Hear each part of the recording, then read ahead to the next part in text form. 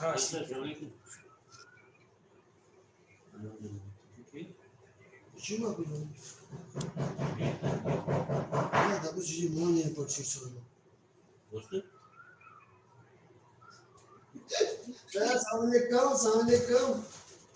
Ya janaab jaldi ya oraya di çay katat suit. Ya munazik ya.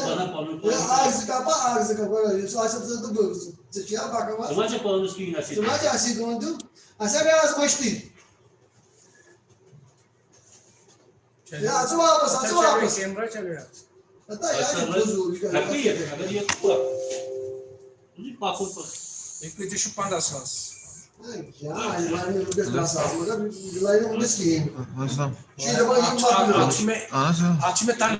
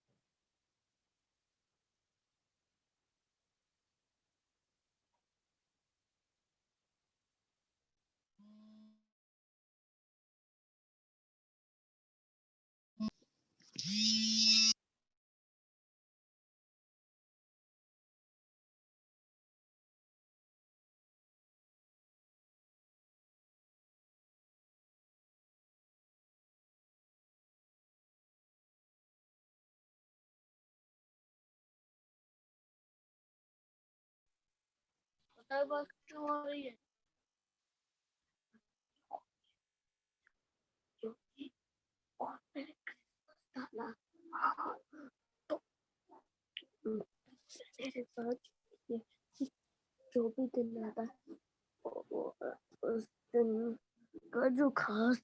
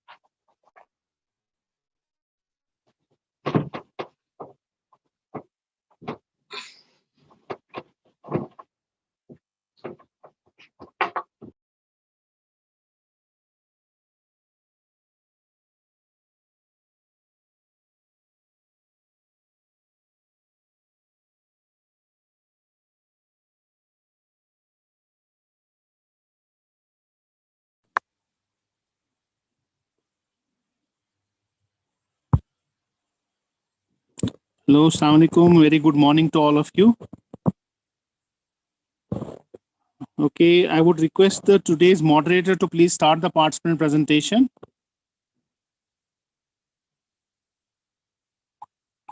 Today's moderators are going to be Professor Zafar Ayub Shah Saab. If Shah Saab is there, please raise your hand.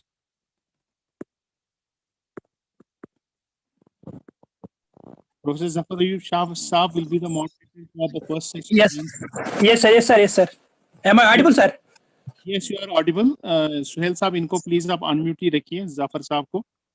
तो उसके बाद Shaukat Ali will be the moderator, then Muzaffar Hussain, and then in the afternoon Masarat Jan. Then participant presentation will be made by either of you, four of you, whoever is available, plus Professor Duri Shahwar, Professor Wasim Rashid, Professor Farooq Nihad Sayyar. So all seven, anybody who is available will make the presentation. I think Professor Duri Shahwar was just now sharing the screen, so you can allow her to share the screen and proceed with presentation. Suhail Saab is requested to unmute Duri Shahwar. Dr. Masrad is available, sir. Okay, whoever, please take over and conduct the proceedings. Zafar Saab, should I start, sir? Am I allowed to start, sir? You are audible, yes. Am I allowed to start? Yes, please. Yes, please. Okay, sir. Thank you. Sir, it's my presentation. Assalamu alaikum, sir. Yes, madam. Is it? You know, sir, I'm Duri Shahwar. Zafar Saab, ठीक है. इनको आप please allow her. Let her present. Okay, thank you. Okay, sir. Okay, sir. Respected coordinators of this ongoing refresher program and my dear participants, Assalamu alaikum to all of you. I welcome all of you in the 9th session of this ongoing refresher course, and I invite Professor Duri Shahwar to present her presentation. And I request her to complete the presentation before 11. Okay. At 10:45 itself, then we can have another one. Okay, sir. Let me try. Good morning, everyone. Let me introduce myself. I'm Duri Shahwar from Department of Physics, Vishwa Bharati Women's College. Today, I will be talking about the various stages of evolution of cellular communication in general and misconceptions attributed to 5G in particular.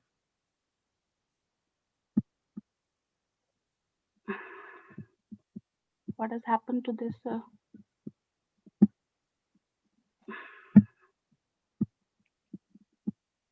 It has got stuck, sir. Wait. Okay.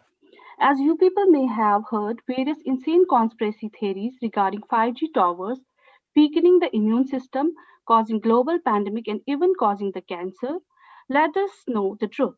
Everyday technologies like 5G can be seen like magic until we peel back layers to their earliest iteration and see that they are just products of many years of problem solving, with each successive generation adding more complexity. My topic will revolve around learning some interesting things about data transmission science and how our ability to transfer data through air has evolved over the past 4 decades. We have been using different, I don't know what is happening to my presentation. It's not, okay. We have been using different wavelengths of electromagnetic radiations to transmit information for hundreds of years. In ancient times, fire signals were used to convey messages with visible light. Today, we send messages with light through fiber optic cables.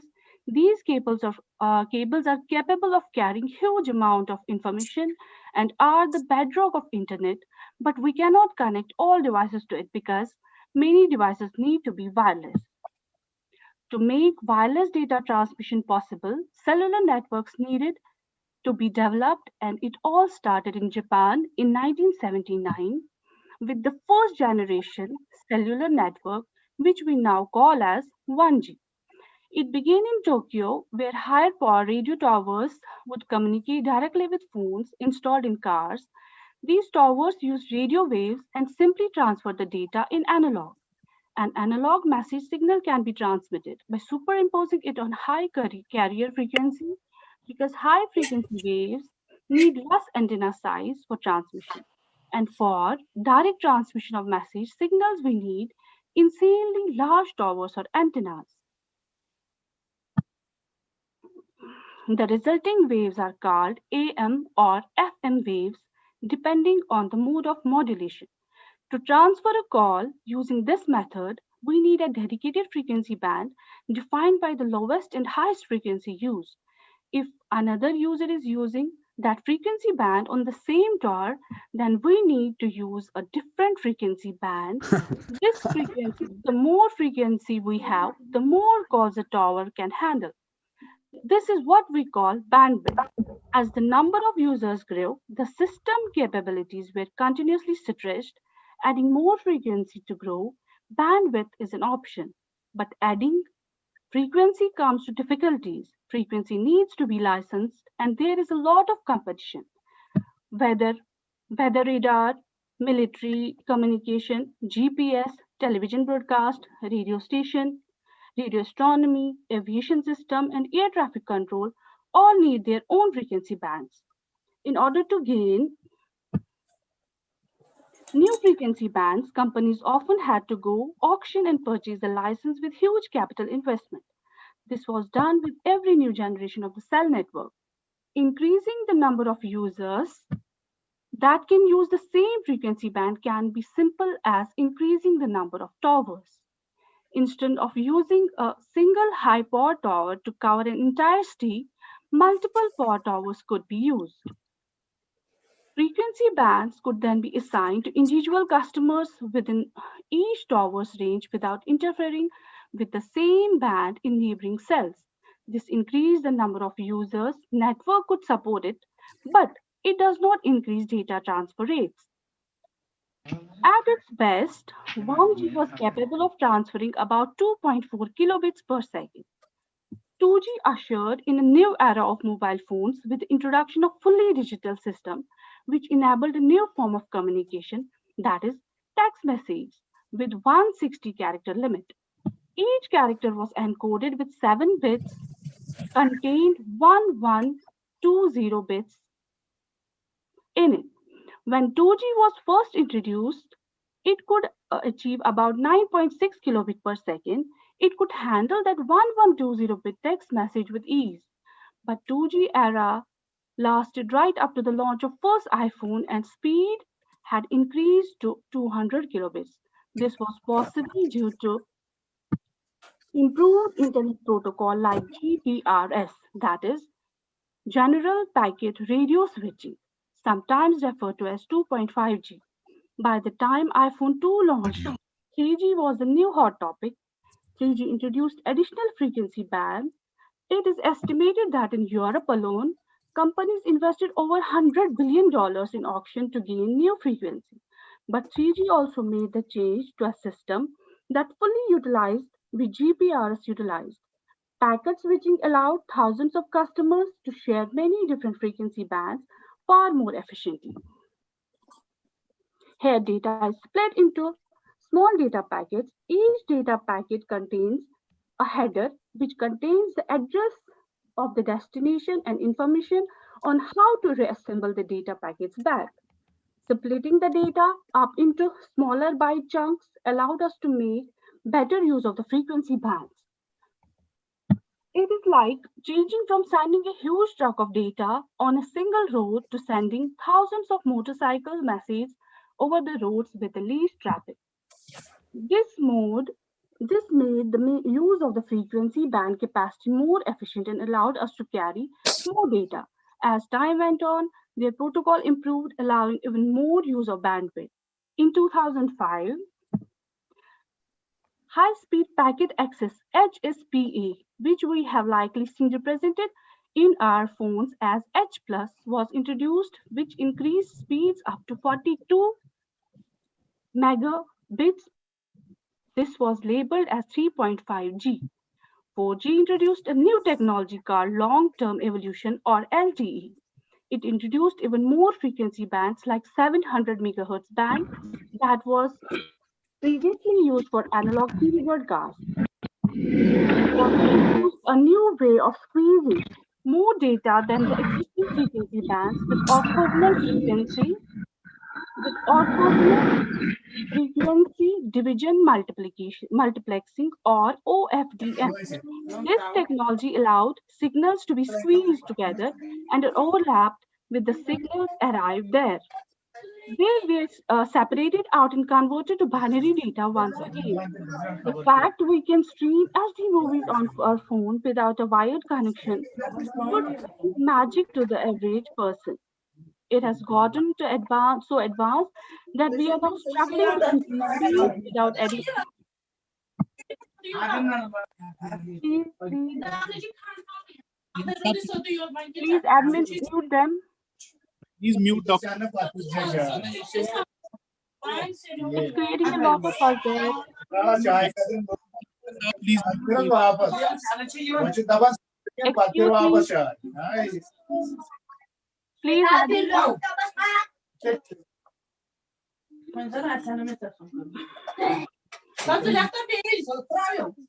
Hello. Please, admin, mute them.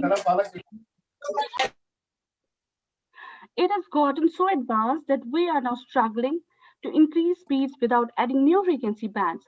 But there are not a whole lot available. So network providers are now reaching into a bargain bin and taking out high frequency. High frequency waves have normally been shunned for these types of applications because they get blocked by practically everything.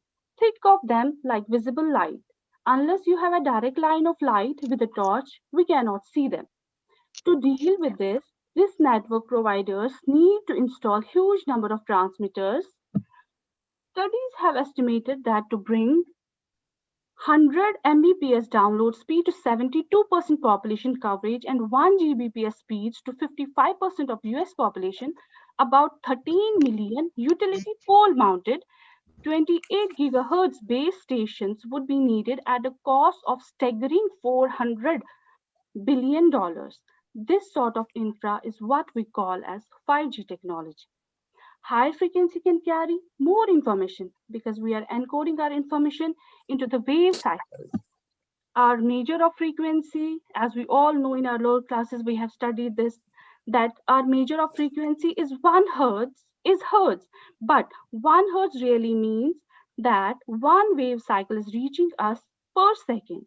If we are giving 10 hertz, that means 10 wave cycles are reaching us per second. And if we have 190 megahertz, that means 190 million wave cycles are arriving per second towards us. Because we are encoding information into the wave cycles, that means we can encode more information into higher frequency waves. 5G will allow higher download speeds and lower latency. This will be huge for time critical technology like self-driving cars that require rapid communication between vehicles in the traffic or in the vicinity or in the network, and allow even more devices to join the network.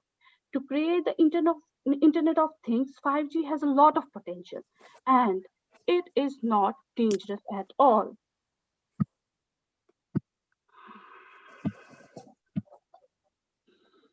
The electromagnetic spectrum starts on the far left with gamma radiations, which has very high frequency. High frequency energy and indeed gamma radiations does cause cancer. Anything or here we need to worry about is the ionizing radiation, meaning these ionizing radiations removes electrons and change things like DNA. But 5G operating all the way towards the lower energy frequency, which are harmless. Yes, like visible light. These 5G radiations can cause heating. However, the transmitters simply don't have the power to cause heating. That would be damaging. They are just simply too low powered, and there are plenty of studies that show that these 5G radiations are not harmful. If we are afraid of 5G in this way, we might as well be afraid of street lights, as visible light has more frequency than that used in 5G towers. Thank you.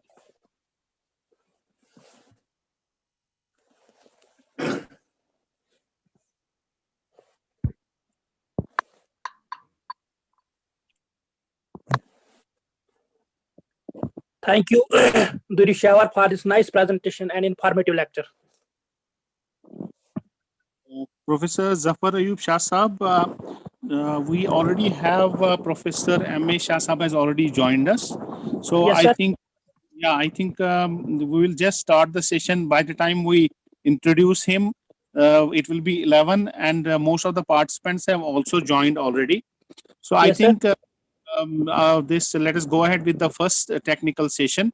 And before you introducing our worthy resource person, Professor Muhammad Ashraf Shah Saab, I would just Yes, sir. like to Professor Shah Saab is a pioneer in nanotechnology. He is a leading figure in J&K so far as nanosciences is concerned. We wholeheartedly welcome him to this session. He has been our resource person for several years at Human Resource Development Center and has been regularly delivering lectures on nanoscience related issues. In fact, it was way back in 2012 that Professor Mohammad Ashraf Shah Saab and myself conducted a workshop on nanosciences, and it was entirely on nanosciences. The participants were, informed, and they were introduced to this new topic, emerging area. Now, of course, it has developed a lot since then, and he has done some pioneering work in this, published books, papers, and did many research projects also.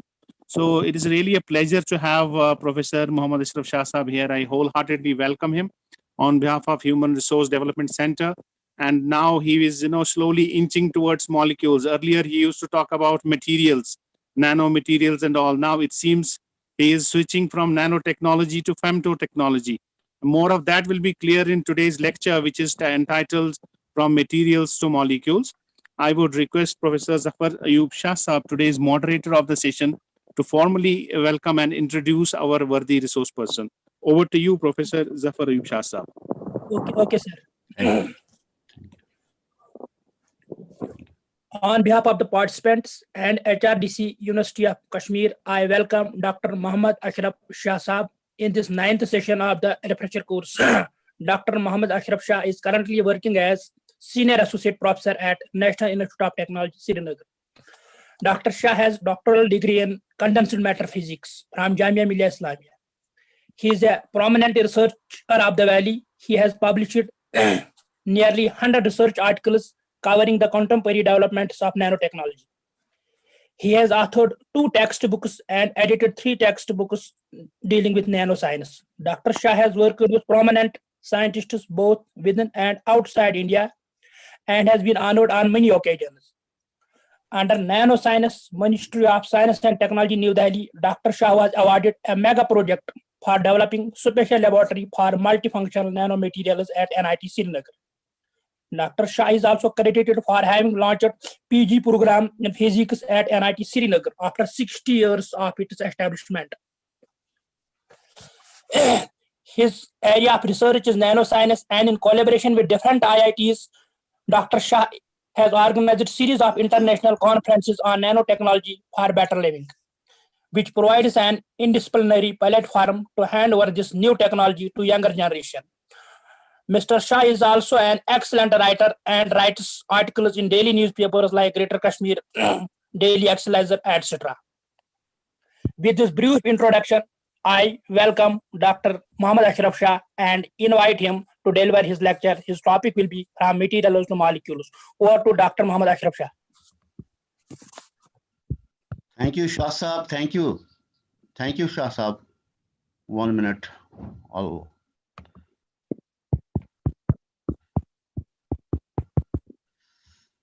Share screen. Bismillah. Hello, Shah Saab. Hello. Yes, Hello? yes, please. Hello. You are audible.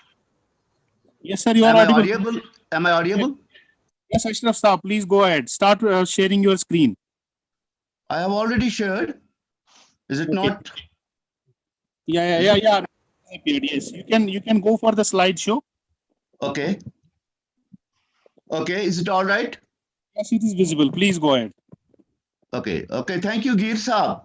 Thank you, Shah Saab, for introducing me. Thank you. So I believe I have been as a resource person, and that the participants are from a diverse field, from No, no, biological sciences, mathematical sciences. Is it like that, or is it for a special field? they're from various streams of science only. Yes, you Okay, rightly said. various streams. Okay. So to the participants, I'm also from one of the streams of this science. And then also they may be knowing much about this science. I'll introduce them. That this is the first time in the history of a science that things have altogether started behaving differently. So traditional science, which we have been taught in our schools, and then up to colleges also, and even up to the universities, has slightly changed. A new science has taken up birth, altogether new, and new phenomena are emerging up. And then that science is sometimes known as a small science. We call it also as a molecular science. We call it as a nanotechnology also. So at times, we give this title to molecules to materials. I have been working in a materials since 2000, probably 95. I was a condensed matter physicist. We used to work on bulk materials. Altogether, a new science has engulfed this whole world altogether.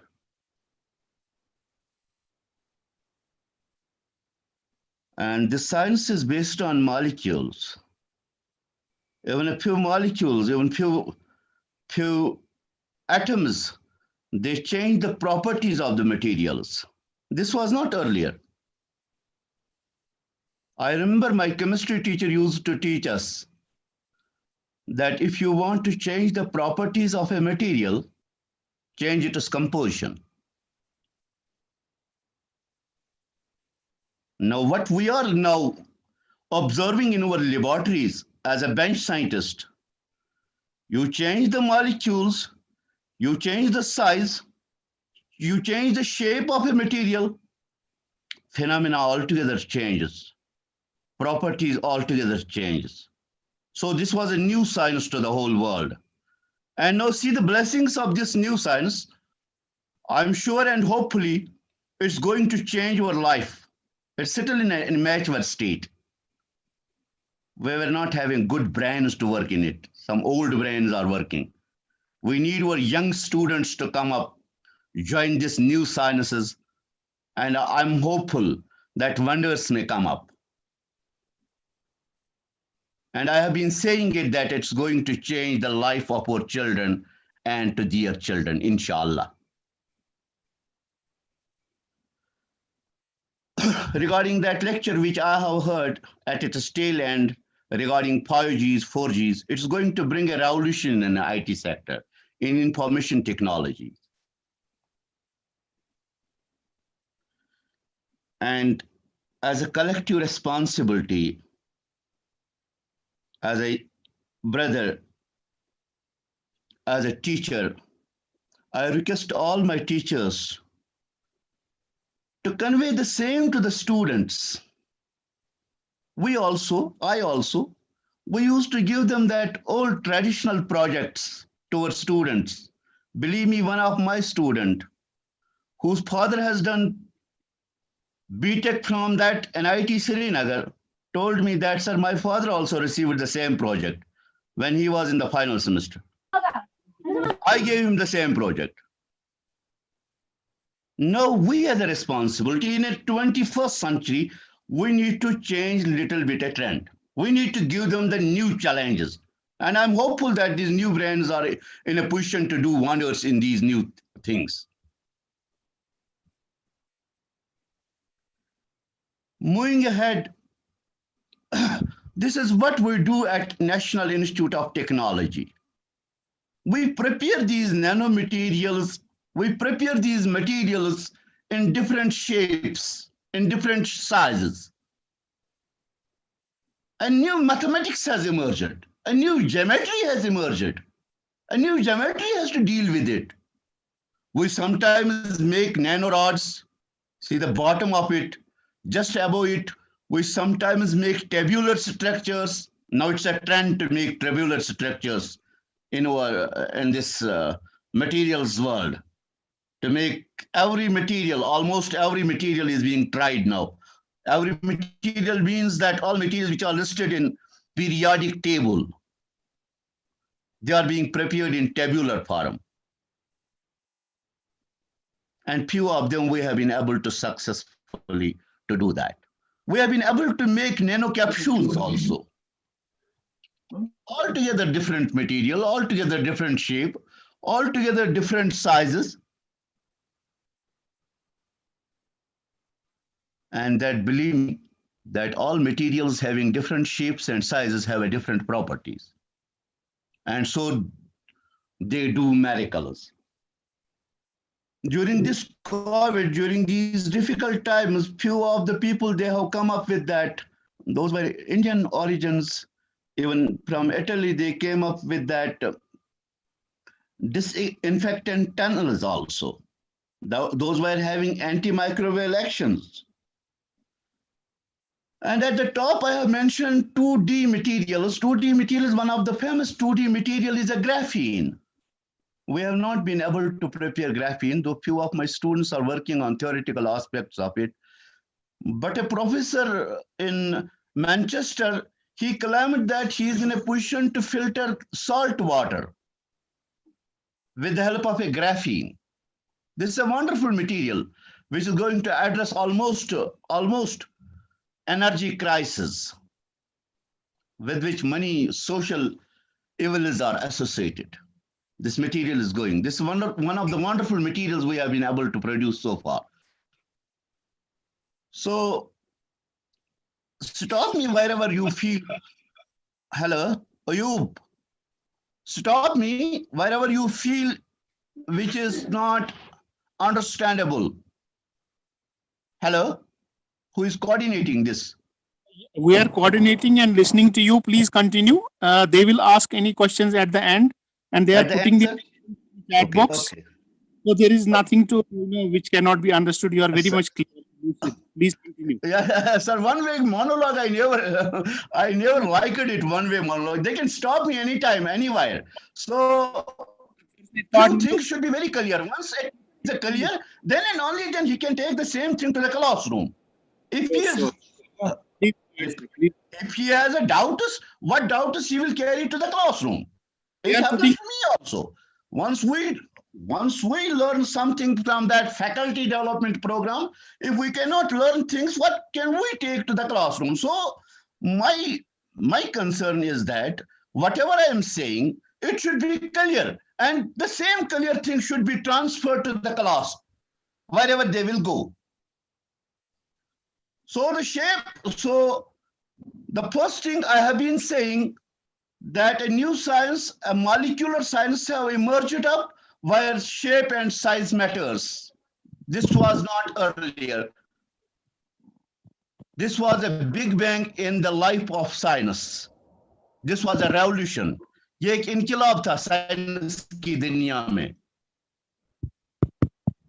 और इस इनकलाब में we have been able to prepare these materials in different shapes, and work is going on still at NIT Srinagar. Whenever and wherever you feel possible, visit our laboratories. We have made different techniques to prepare these nanomaterials, and you can visit, even your students can visit and prepare these materials. And we have now brought good microscopes also, wherein they can see these shapes and sizes and the morphology of these materials. And the next setup is that once they see that, where we are going to apply these materials. So moving next, long back, this was a challenge even also to that one of the fields of sciences, earth sciences. I have written to the Cornell University Vice Chancellor, Frank Rhodes. In reply, he said, "Thank you for your kind note. I'm glad you enjoyed reading the article on coming home. I'm very interested in your view that Earth may have some nanomaterials somewhere in store. I wonder how you visualize this might occur and how we might identify and discover them." This was his reply, and this challenge is still there, that nanomaterials might be in Earth also. We may also find out these materials. Probably those might be in a micro dimensions. We can reduce them to the nano dimensions and find properties, find applications in our day-to-day life. And all those materials which are being put or which are being converted into small dimensions are known as nanomaterials. And whenever we apply nanomaterials somewhere in our day-to-day life, that becomes a nanotechnology. And whenever we use science behind these nanomaterials, that becomes as a nanoscience.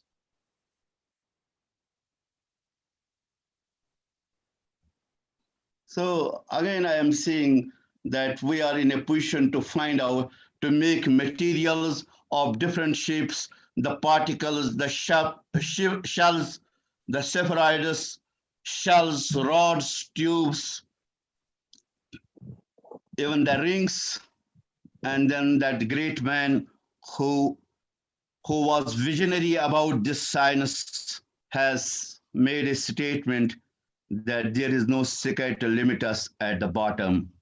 We can make materials very, very small, but we were not in a position to do it because we are big. Now the machines have come up, now the sophisticated equipments have come up, and now we are making things which are compatible with us. Now there are different ways how to prepare these nanomaterials, or natural nanoparticles are also being made from, and we also make it in the laboratories also. One is known as a top-down method, the other one is known as a bottom-up method. And by all these methods, we are in a position to find out, to make nanomaterials in our laboratories. And there are natural processes also wherein we can make the nanomaterials, including the volcanic activities, including the weathering, including the dust from the cosmic rays. These are possible. Now the people in the university also, the biological sciences, they are trying to make nanoparticles. And one of my RA was working also extracting nanometal particles from the plant leaves. So we have given the name as a green synthesis. It is usually environmental friendly, and it decreases the risk of releasing the toxic chemicals which we use during the synthesis of nanomaterials.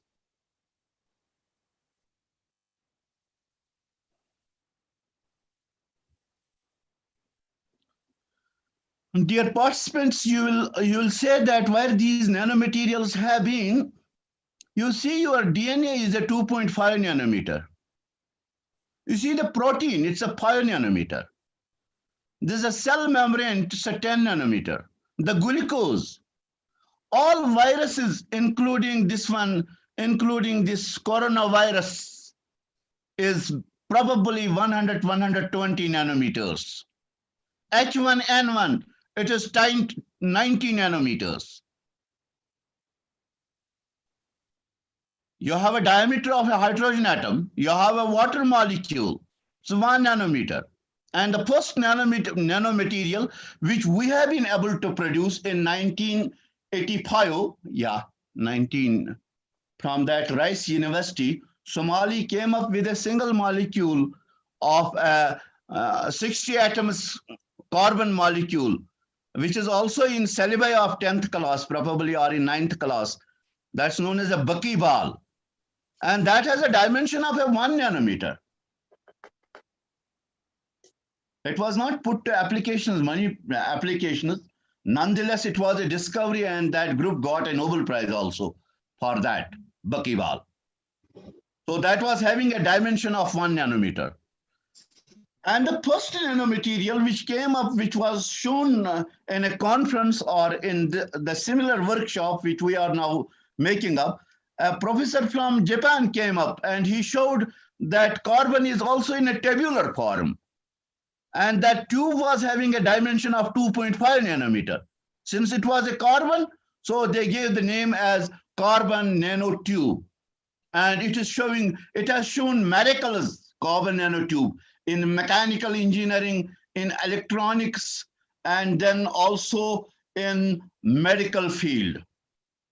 What doctors did with those carbon nanotubes, they loaded drug inside that tabular form, and that delivered drug at a place where it is being needed.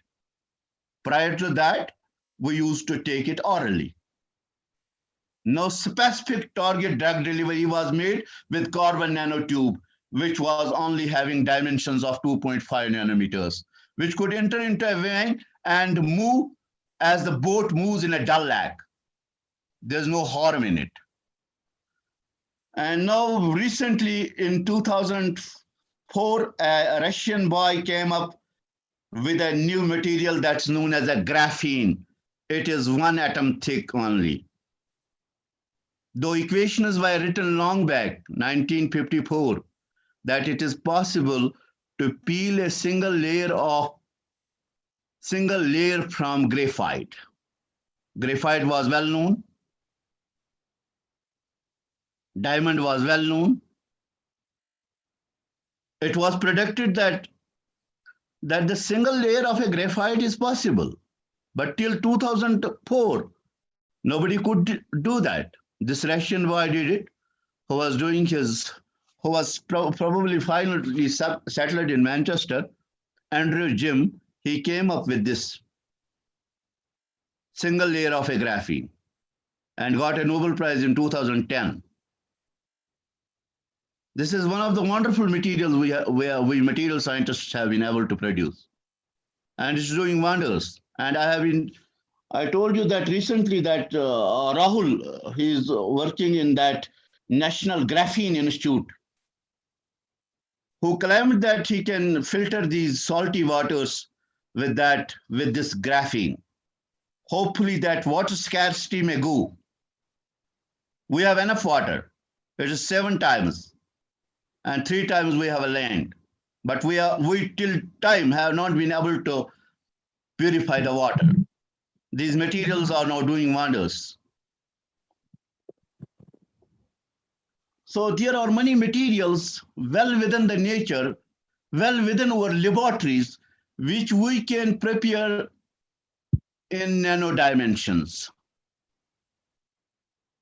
And then all those materials, probably all, which are listed there in periodic table, have been prepared in nano dimensions. I'm not aware about those radioactive materials. Have anybody worked on that or not? But almost all materials listed in a periodic table have been reduced to nano dimensions.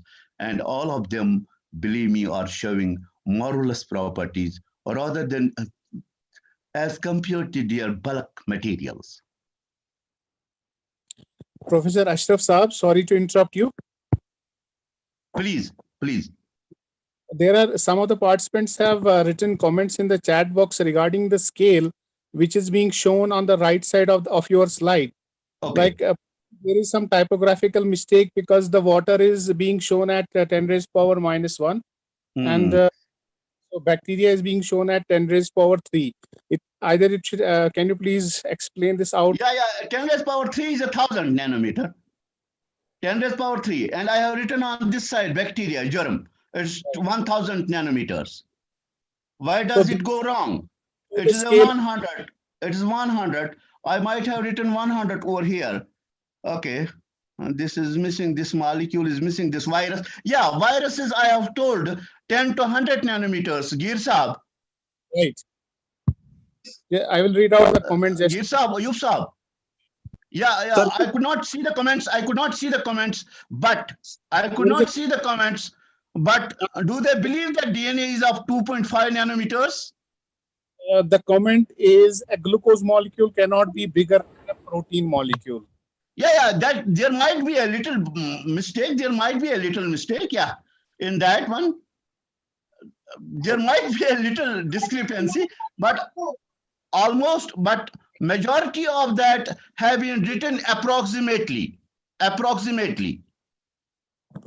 Majority of the things. So the right side, on the right side of this thing, I have written it. The scale, there is another scale, good scale, where we can, but write down if you have a pen and a pencil, and then see in a literature that these molecules, these materials are more or less in those dimensions.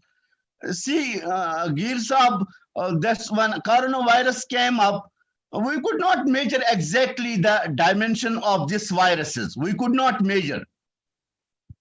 Since it was a very chronic, and probably I have seen the literatures, it is 120 nanometers.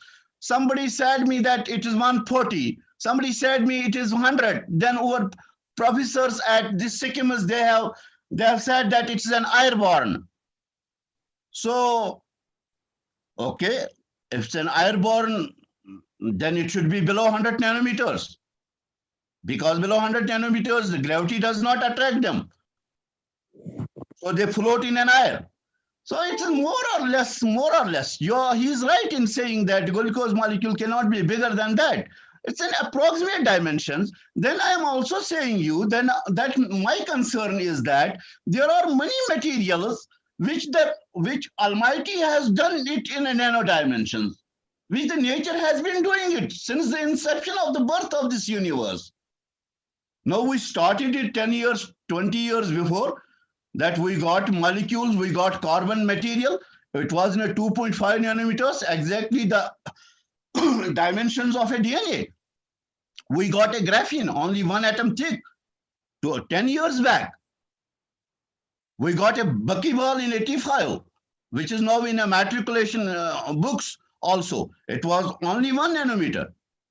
So nature have been doing this nanotechnology.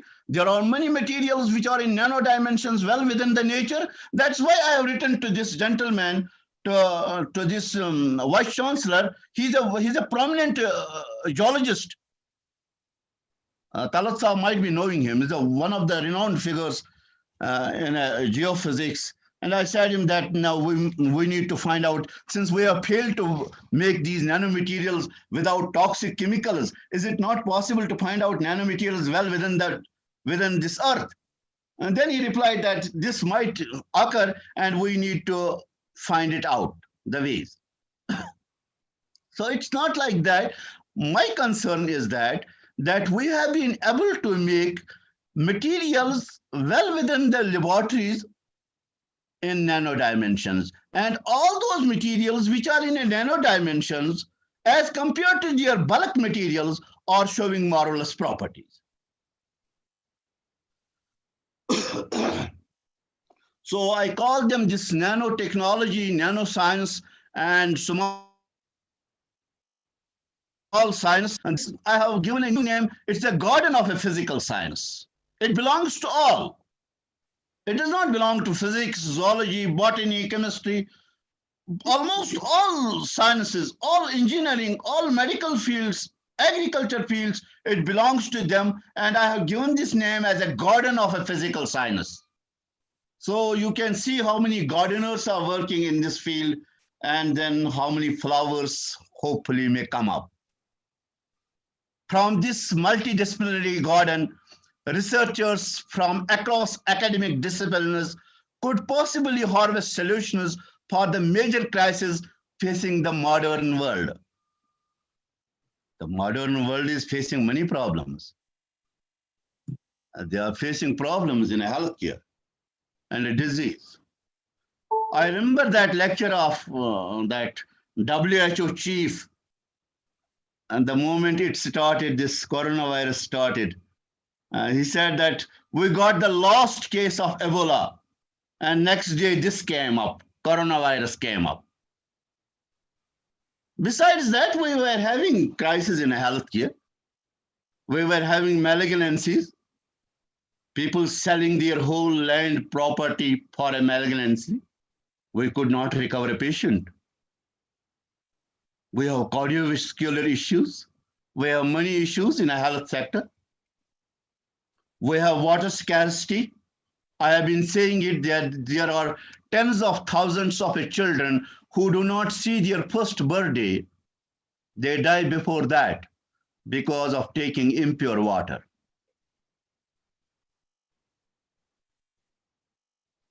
मुझे याद आता है वो we are living in a paradise. Shahjahan का कहा था कि अगर कहीं जन्नत है तो कश्मीर में है. We are in a paradise. We do not see these issues, but these are issues worldwide. We have energy storage issue. We have production issues. I was yesterday somebody was saying me, a police officer now retired. Now see the energy storage. There are energy crises, there are electricity crises. A senior most officer said that, no, we should block the road. You just see. And now we have a food processing, we have a storage issue. Go to Google and see how many people go to their bed without having their food in the evening. We could not store it. We could not process food properly. We could not increase the shelf life of the fruit till time. We have an agriculture green revolution, but we need green revolution too also. We have environmental issues, we have pollution, we have poverty, we need sustainable materials. We have other issues also. But hopefully once we take all these issues to our children in the classroom and then ask them to make projects on that, try to find out an amicable solution, what could be done. There might be other issues also. I might have missed those issues. And we need to give our students, these projects, that what should be done with this case, what should be done with this case, what should be done with these cases. So these burning issues confronting the world today, relating to health, food, water, environment, energy, natural hazards, extinctions, unsustainable materials, growing inequalities have to be addressed. Now it is our responsibility. Sir, कोई और तो नहीं है chat box पे? I could not see your chat box. Dr. Saab, we will have question answer session at the end. You please continue. Chat box की बात कर रहा हूँ sir. I'm keeping a vision on the chat box. You please continue. Okay. Chat box have to be resolved now and then. Then questions I will take as many as. Okay, if there is any such issue needs urgent attention, I will read it out for you. No problem. Fine, sir. So with all these, keeping all these issues in mind, which I have enlisted, I have not, it is not from anywhere. These I have enlisted, I might have made that serial here and there. It might have got a different serial, but these are the issues which the world is facing. And then that Sustainable Development Goals came up. The United Nations World Shared Plan to Protect the Planet. Those are 17. Among them, we can also give our students the projects. These are all issues on the earth, above the earth, and below the earth. I said it once also. We are seeing all these crises here.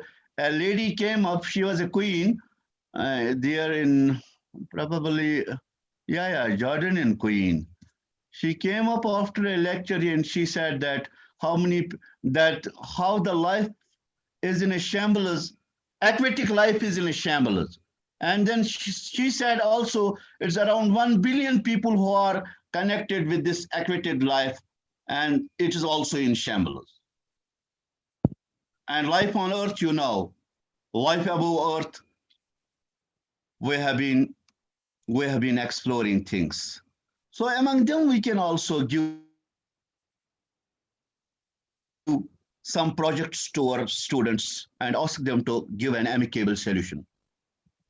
Among them, one of the goal at serial number 4 is ensure inclusive and equitable quality education, promote lifelong learning opportunities for all. So one of the issues with our country, with the developing country, is that we need to supply qualified teachers in developing countries. And this is the quality education is the foundation of a sustainable development. And therefore, as a policy intervention, education is a force multiplier which enables self-reliance, boosts economic growth by enhancing skills, and improves people's lives by opening up the opportunities for better life. I'm sure once we do that part, the fourth one, almost all issues will be addressed. This is one of the issues. The quality education is one of the issues wherein we can address all sustainable development goals. The potential and promise of sustainable goals are leave no one behind.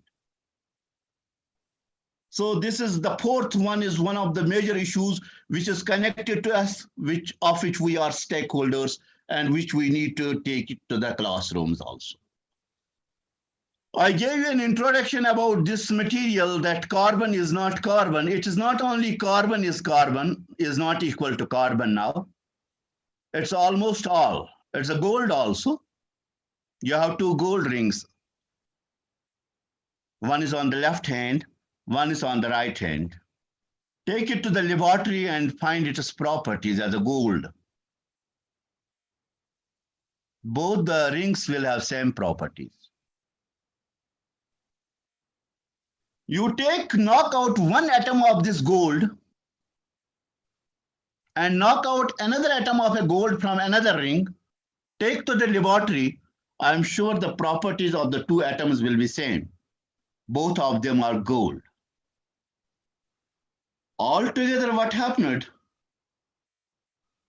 You take few atoms, 100 atoms from one ring, take 150 atoms from the another ring. The size has changed now.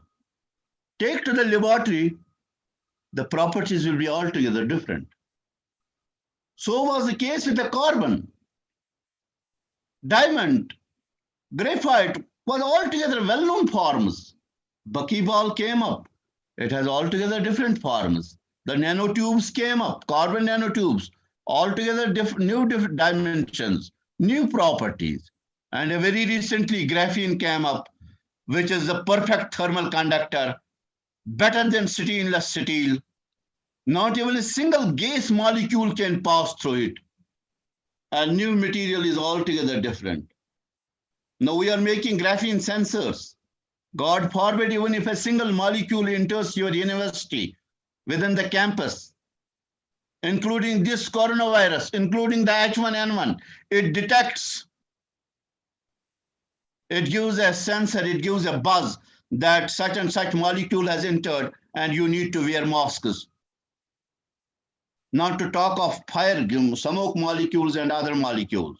So it's going to replace all sensors. New which will guard you and which will guard your environment, inshallah. So besides that, this graphene is being used as a supercapacitor. We have been using it in batteries. We have been using it in water splitting cells. We have been using it in fuel cells. And then almost other materials, you are using your mobile phones. Now this upper level is being replaced by this graphene sheet, which is much more durable, and then it detects glucose in sweat. It barcodes for diagnosing diseases also. So early disease detection is one of the major issues which this is going to resolve. So this part is a physics part. Physics part says that once you do all these things in your laboratories, if I'll go to My slide number 2 back, I do not do because I said that technology may fail. So you remember all those materials which we are making, nano dimension materials. One of the good properties happens, one of the good things happens, I've given you this figure also, that majority of the atoms comes on the surface. Majority of the atoms comes on the surface. Whereas in bulk materials, whereas in micro materials, the most of the materials remains inside the material and they remain inactive. They cannot take part in reactions. Whereas in this nano dimensions and this micro dimensions, in this nanotechnology, majority of that atoms of a material comes on the surface. And then see the beauty of these things. Once it happens, that your optical properties changes. Just seen at 2. Your magnetic properties change. The mechanical properties changes. The electrical properties change. Altogether, all properties of the materials altogether changes once they are in a nano dimensions. As far as bulk upper part is concerned, it remains same. It has been found till 2000. From the day of Galileo till 2000, those have been checked time and again. And then the quotations have also been made. All that glitters is not a gold. Now the nano gold does not glitter at all. So this was again this enhanced light absorption in solar energy devices. Why we are saying that energy crisis will be over, inshallah, with this new technology. The fascinating optical properties of nanostructured materials find important applications in number of solar energy utilization schemes and devices. This opens a wealth of possibilities to explore the new, often of resonance character phenomena observed when the object size and the electromagnetic field periodicity match. So hopefully we have been able to increase the efficiency of solar panels which are on your rooftops. It was not earlier possible. It was limited, it was fixed, it was stagnant rather. Now it has given a boost to that. So materials in electronics, that after every 18 months, microprocessors doubles in speed. It has also reached its limits now. So nanotechnology is going to address this issue now. Materials in medicines, almost all sections of in medicines, it's being used in diagnostics, in separation, in image guidance, in cancer therapy, in drug delivery, and in hyperthermia. That recently he got a prize. He's also an Indian that he's working on magnetic fluids which are being used in hyperthermia and then also in forensic laboratories. This is being. And then another section is that which is there in that Bhagat Varzula, that orthopedic. That orthopedic section is being revolutionized by these new materials, hip joints, figure joints, and implants, artificial hearts.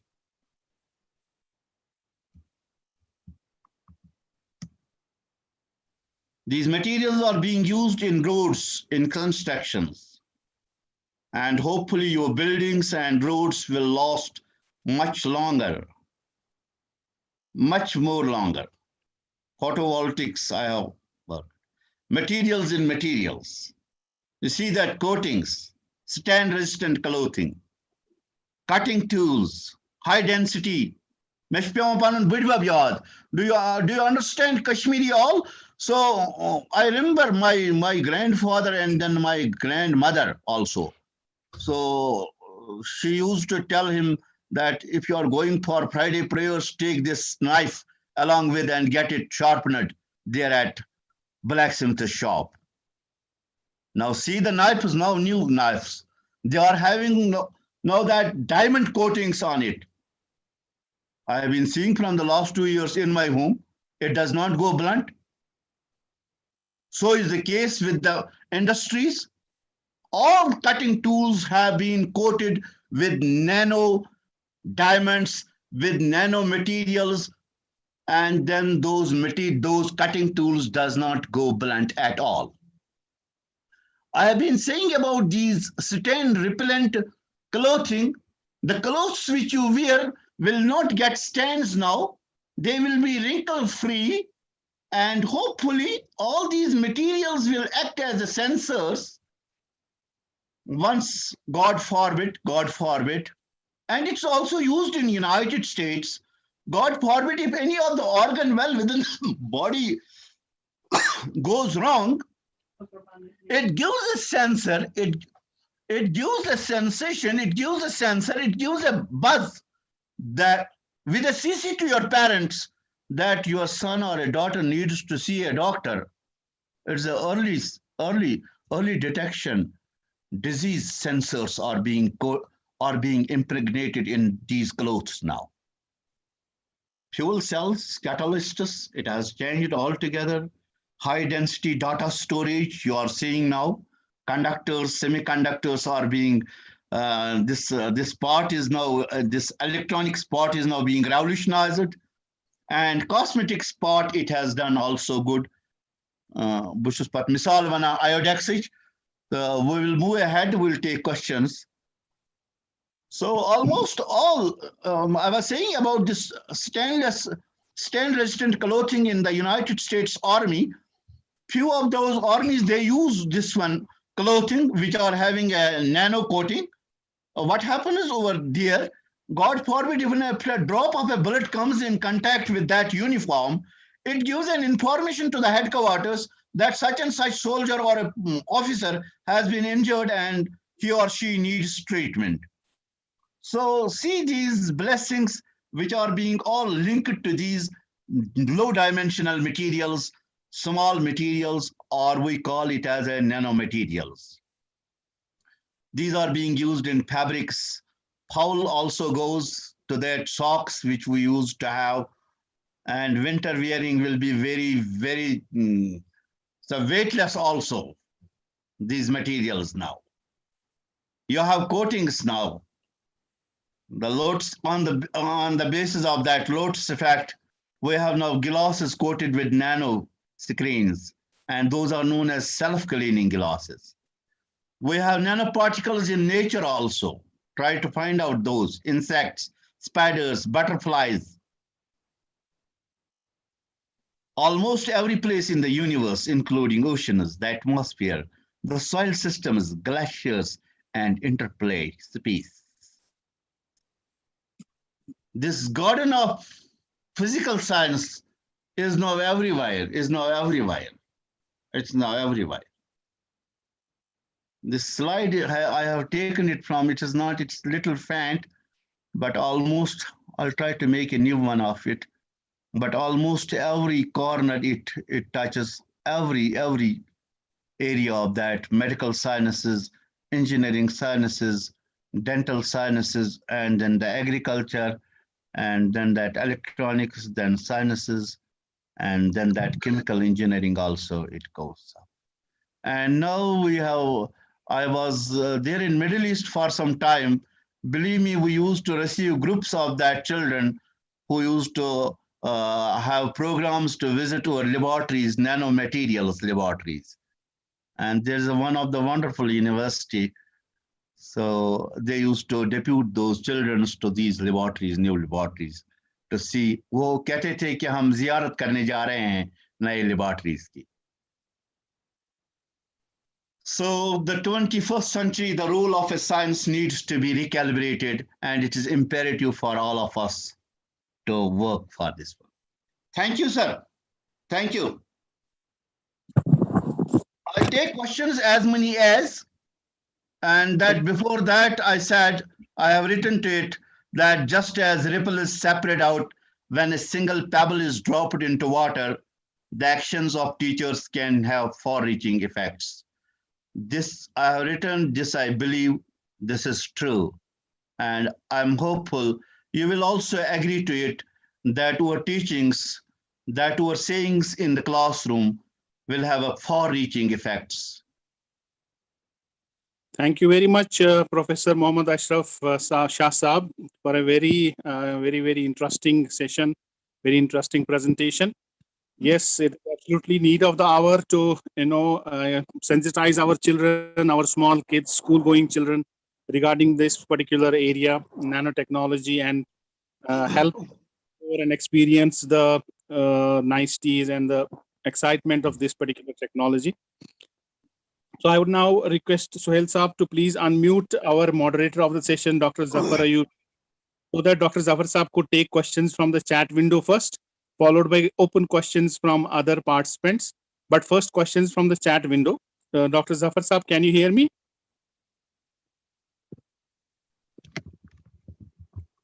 Suhail Saab, please unmute Dr. Zafar Ayub Shah.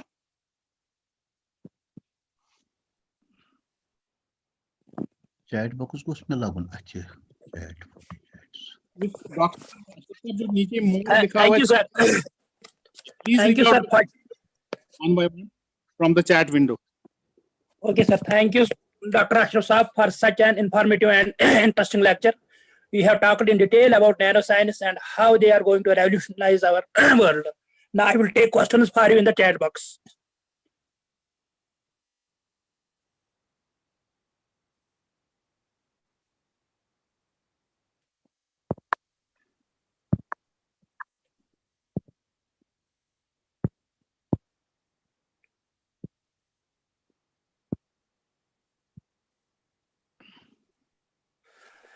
Number one question is from SM Zubair. He is asking, no doubt global population is increasing at an alarming rate.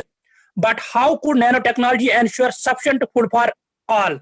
I mean, how can small science address hunger issues? We know more than 36 crore Indians do not have access to daily food. Who is this one? Who is asking this question? It is Dr. SM Zubair. Zubair Saab from Sikast only? Zubair Saab.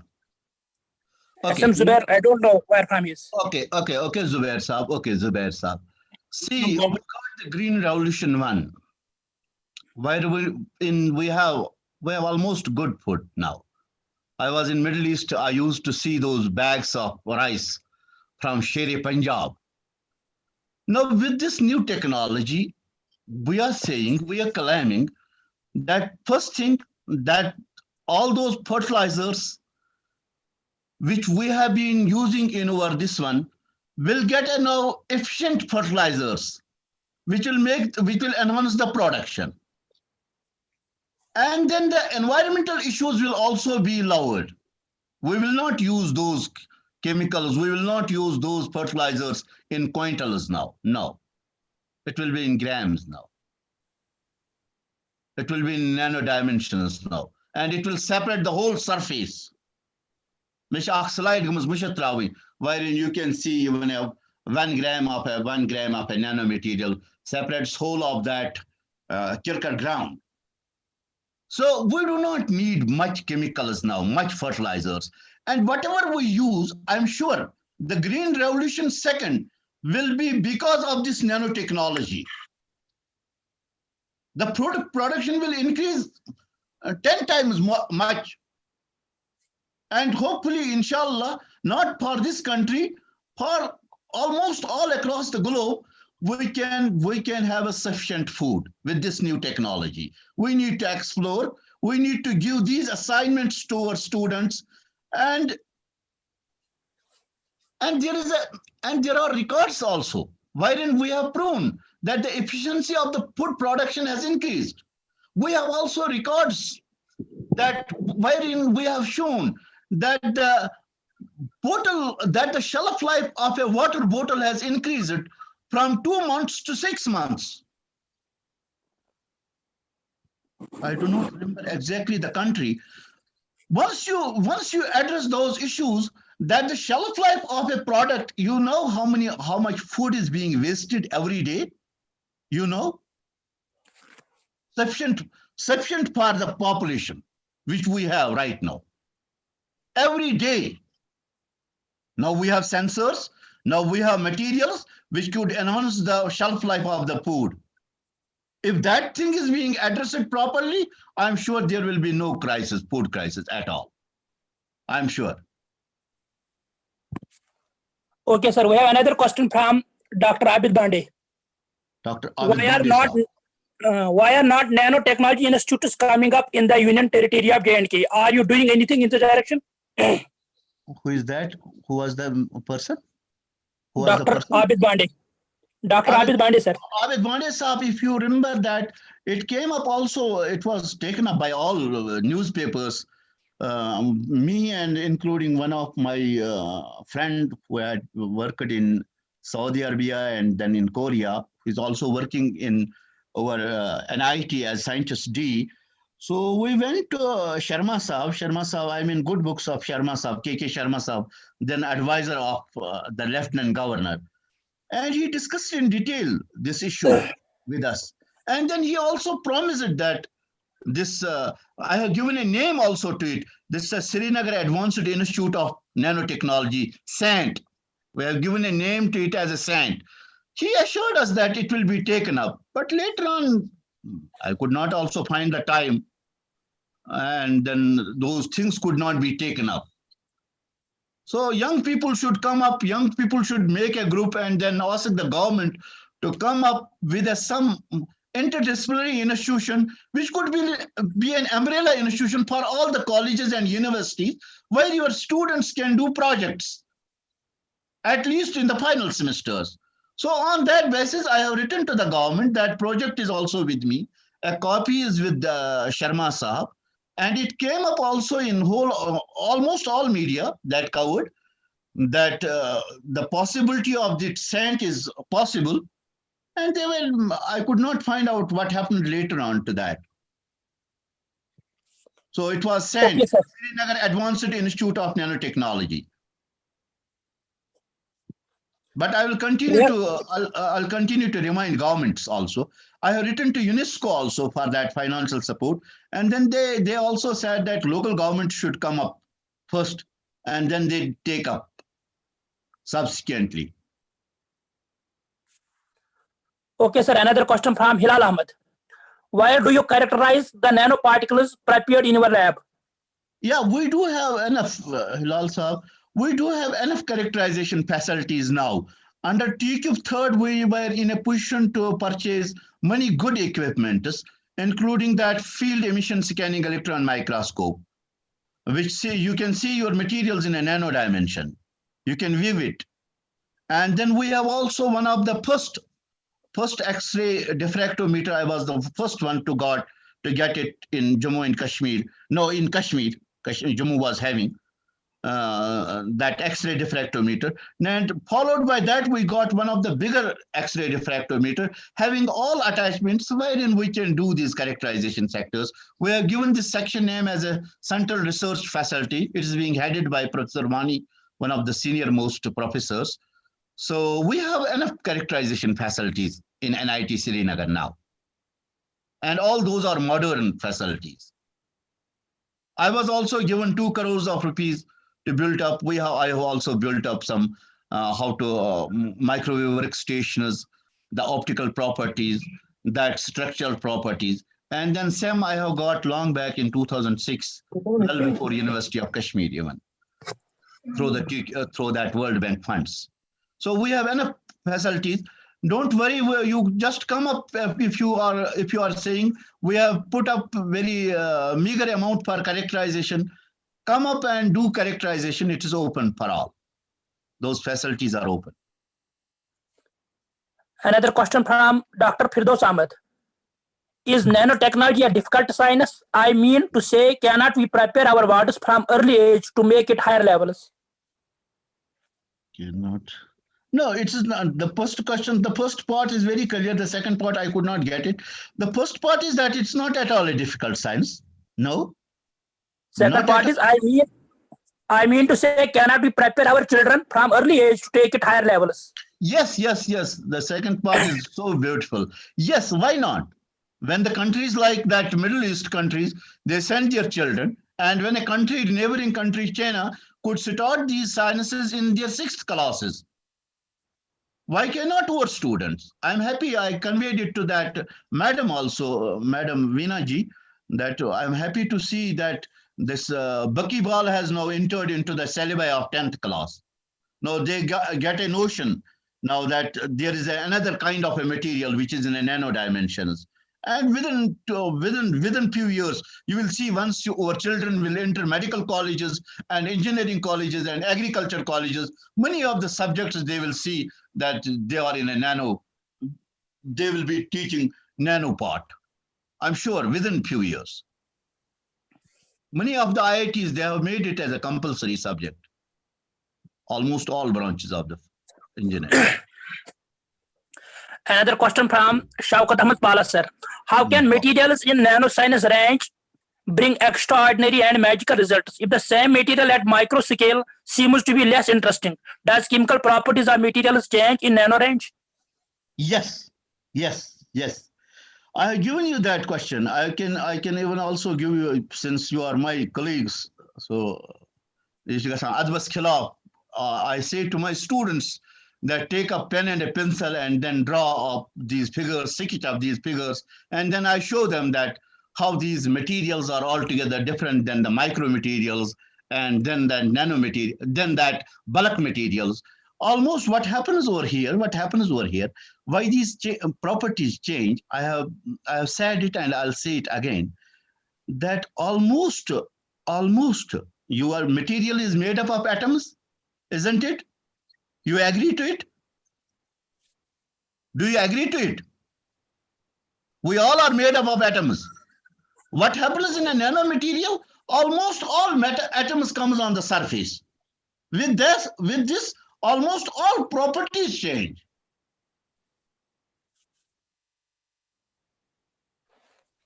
Including your chemical, including your electrical and optical.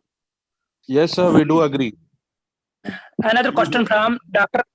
S.M. Zubair is asking, do not you think those who are putting in money with regard to research in nanosciences would have a bigger hand and they can exploit the poor countries? My hunch is governments of poor countries would be compelled to beseech and implore before the multinational companies for the share of food.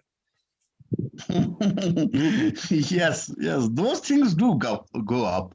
Those things have been there already. Suppose we got a machine worth of 1 crore.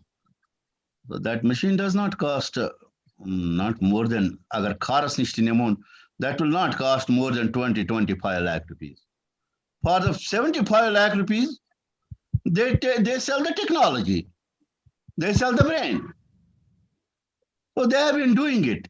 That's why during that, those were the first countries all across European countries, the United Nations, and that all developed countries, they spend major chunk of that money budget on this new technology. And that's why they are coming up with new and innovative solutions. No,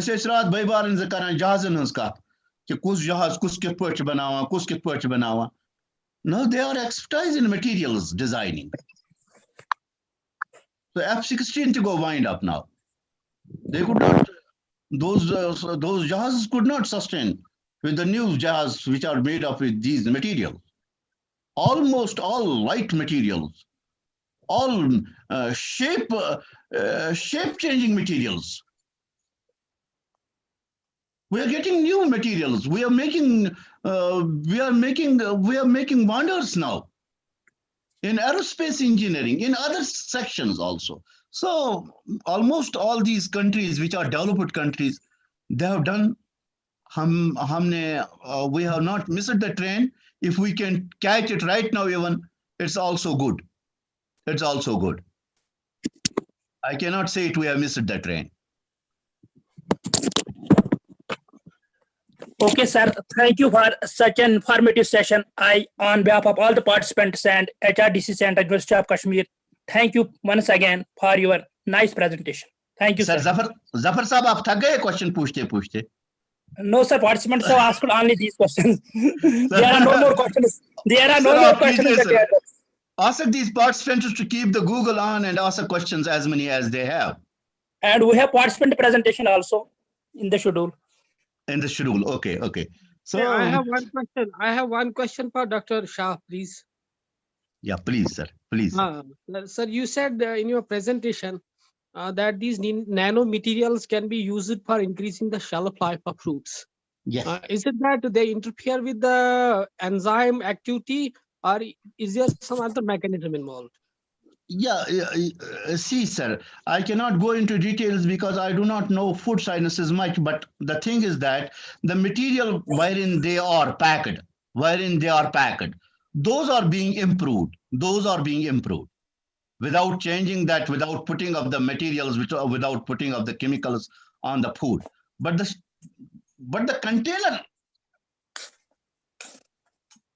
container's life be refined, it has to be polished so that its life increases. Yes, the materials which we use in food ingredients, suppose like that, titanium dioxide has been approved by the food agencies, bulk.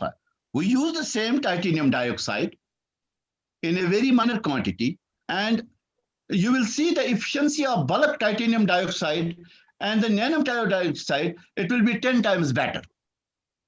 By that, we say we can increase the shelf life. By that, we can say that we can increase the production of the food also. By that, we can say that no, we are not now using chemicals and fertilizers in trucks we are getting from the Punjab. No, we need a small bag, one bag, it will be enough for the whole Jammu and Kashmir. It will be in nano dimensions. You need 100 grams, you need 10 grams. But you need the Assalamu alaikum, sir. Yes. Sir, kindly comment upon the statement that we don't have a bottom limit for the creation or manufacture of these nanomaterials. As the atomic dimension is 10 raised to power -10, and how do you think about then of the bottom line? No, you are commenting on that statement that there is no limit, there is no security limiters at the bottom. Is it like that? Yeah. Okay, fine. fine. So that was a statement long back in 59, 19th of December, 15th, which this gentleman, very inspiring Nobel laureate Feynman gave, that there is no limiters, there is no security limiters at the bottom. Since we were using bulk materials and the physics was there, we were having classical mechanics, we were having Newtonian mechanics, we were having the physics of solid state materials. So what he said, that we can prepare materials in small dimensions where the capability will be much larger. He gave that example also, that if you go to that library of University of Kashmir, whole library, convert it into digits, convert into an electronic form. And then he said also that this whole information in electronic form, he said that how many atoms, 100 atoms can capture the information. It is much more than what he has produced. He said that this whole electronic information of University of Kashmir library can be stored in a particle which is barely seen with the eye. So this was his statement, that we need to go to that lower dimensions of the materials. We need to leave these bulk forms. But since this was not possible, there was no machinery, there was no sophisticated equipment, no equipments have come up, wherein you can visualize even atoms, where the atom is placed. And now you can manipulate it. And you can put it for applications wherever you need it. So that statement is true. And the statement was a visionary, that there is no limit. अब रही बात आपकी कि below atoms हम जाएंगे या नहीं जाएंगे. देखिए, I have never educated this like that. I have never believed in that. देखिए, कुछ atoms तो चाहिए आपको कुछ material बनाने के लिए. You need few atoms at least. Yes. You need few atoms to manipulate. So अगर आपको tablet भी बनानी होगी, you need few atoms. अगर आपको tablet को ही बनानी है, you need few atoms, you need few molecules to make it. So below atomic level, below atoms, it's not possible. You take a below atomic dimensions, that is and is for -10 that's meters. that's a domain of It is not a nanoscience then. no, So we it is are not a in the nanoscience. regime of That's a nanoscience. no, that's not a nanoscience. That is a domain of a nuclear physicist. Yeah. That is a domain of a nuclear physicist. Atomic and nuclear physics. Yeah. Atomic and nuclear physicists. So they work on that. And then they also claim that there are oceans of particles well within the nucleus. No. What as a material scientist, I believe that we should have few atoms, at least 10, to make so a there is nanometer. limit to saying this nanosciences has a limit below. No, at least 1 nanometer. You should start from a 1 nanometer. And then in 1 nanometer, you will have probably at the least 10 atoms, at least. You take 10 hydrogen atoms side by side, it will be a 1 nanometer. It will be a 1 nanometer. So you need at least 10 hydrogen atoms. Yes, sir. Okay. Okay, sir.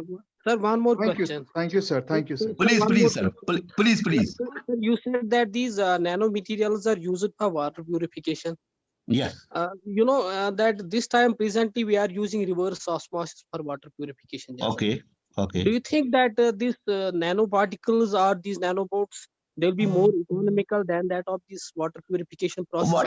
Osmosis, we have been using it from years together, from decades together. Why we are not using these nanoparticles for this water purification process?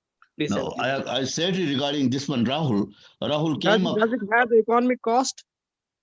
Yeah, much more economically. Nanomaterials, whatever they are being put to, it will be much more economical, because you are using very less material, because you are using very less cost. So quintal now. It's a microgram, it's a milligram, it's a nanograms now.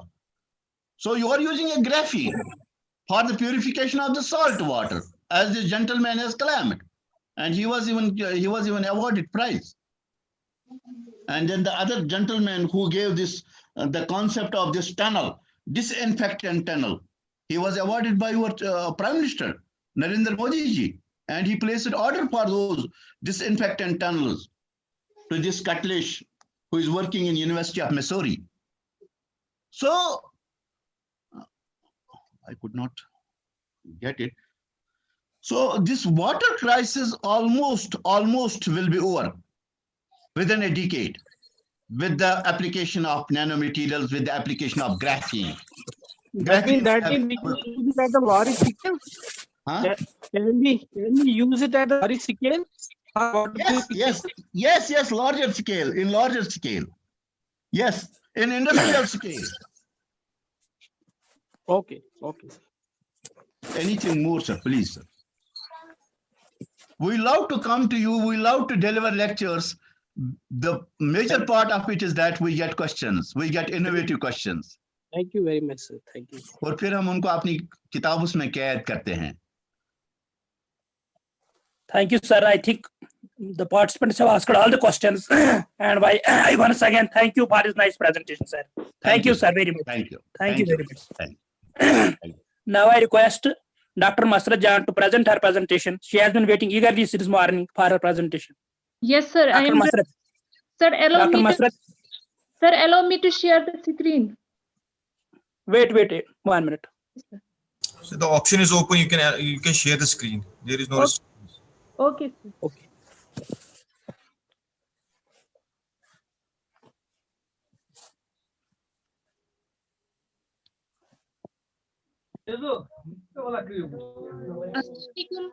I am Dr. Masrat Jan, Assistant Professor, Chemistry from Abdul Azad Memorial Degree College, Bemina, Srinagar. Today my topic for presentation is food items which boost our immune system. As all of us know that immune system involves organs and processes of the body that provide resistance to infection and toxins. Immunity is the capability of an organism to resist invasion of harmful microorganisms like bacteria and viruses. Immunity can be active or passive.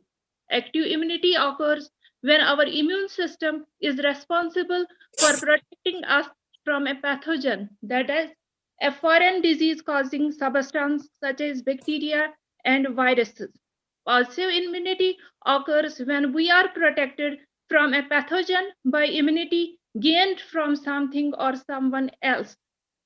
Without immune system, there is no way our body can fight harmful things that enter our body or the changes that may occur inside the body. The immune system carries out three important functions. It helps fight disease-causing germs or pathogens like viruses, bacteria, and eliminate them from our body. It recognizes and neutralizes the harmful substances from surroundings. It fights disease-causing changes in the body. Immunity and COVID-19. In the purview of the ongoing COVID-19 pandemic, a healthy immune system's importance have become even more prominent. Several health experts from around the world have collaborated that among those who have tested positive for coronavirus, one with a weak immune system are the most vulnerable to meet with fatal consequences.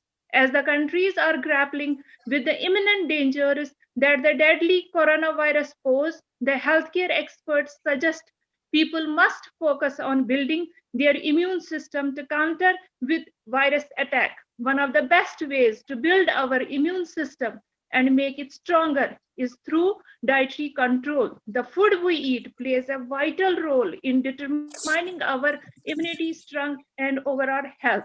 That is why I have chosen the topic, the food items which boost our immune system, because it is necessity of the time. Some of the food items that one can consume in daily diet in order to boost immune system are listed below. Citrus fruits. There are millions of studies and research reports that stress the importance of eating fruits every day to keep one's body fit and strong. Many doctors recommend vitamin C-based supplements and capsules to beat common infections that cause cold, flu, because it makes our immune system stronger.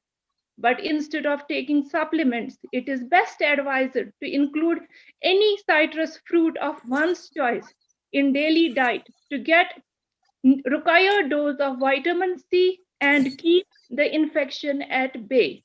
Vitamin C is known to increase white blood cell production, which are vital to fighting infection. Some of the popular citrus fruits which one can consume are oranges, lemons, grapefruit. Broccoli. Broccoli is one of the nutrition-rich food. It is packed with essential vitamins like vitamin A, vitamin C, vitamin E, and several antioxidants.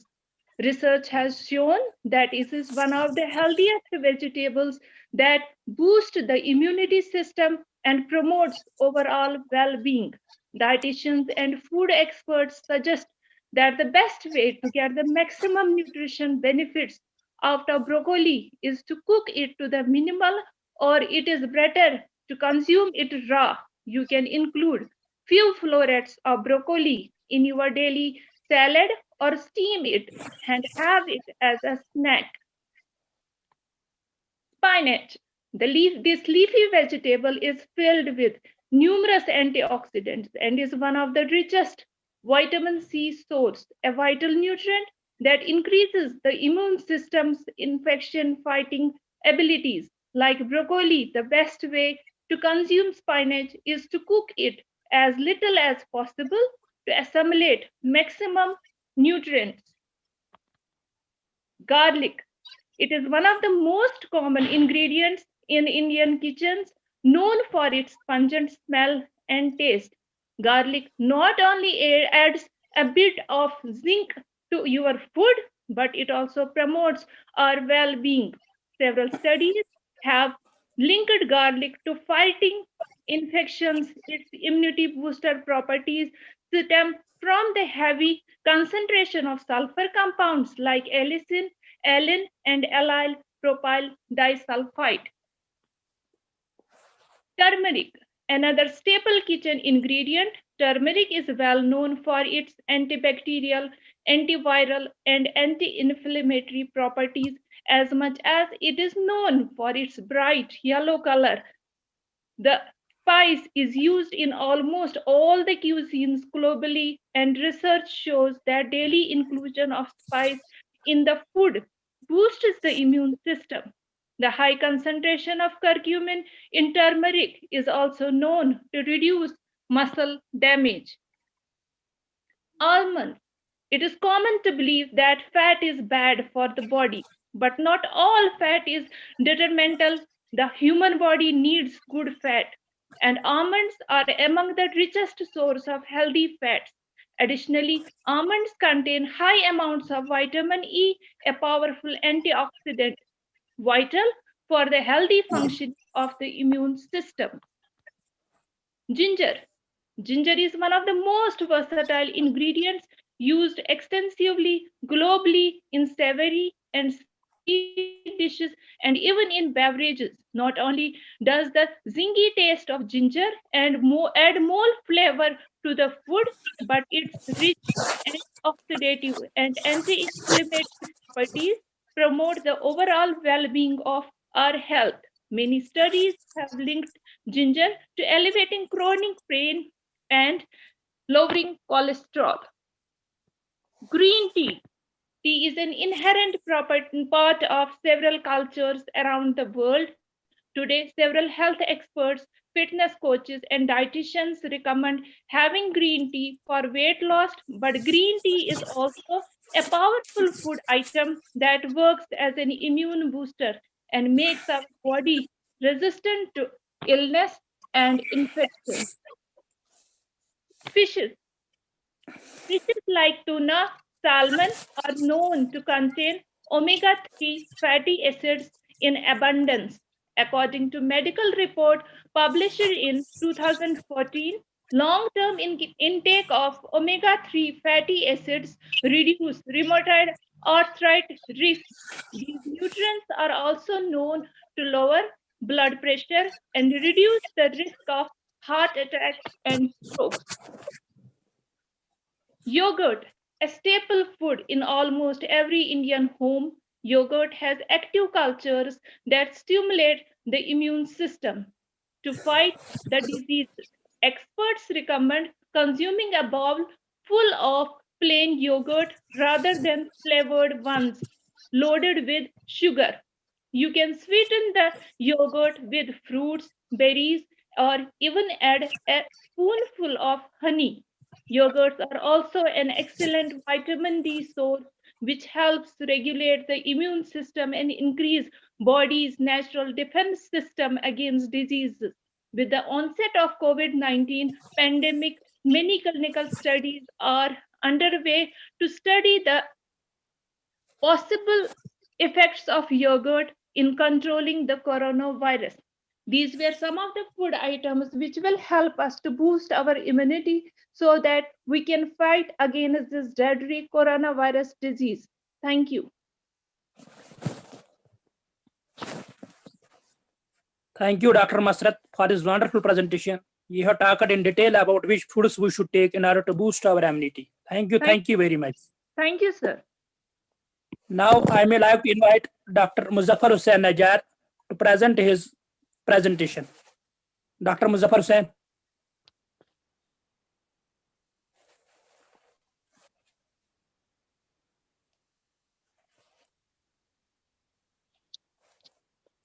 Dr. Muzaffar Hussain.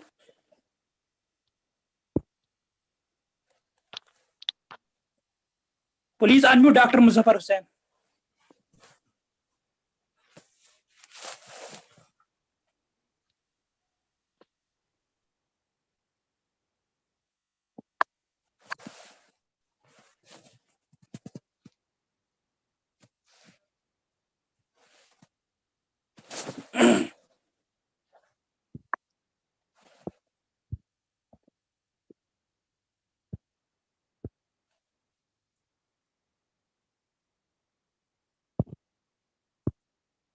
Please unmute Dr. Muzaffar Hussain. He has delivered his presentation.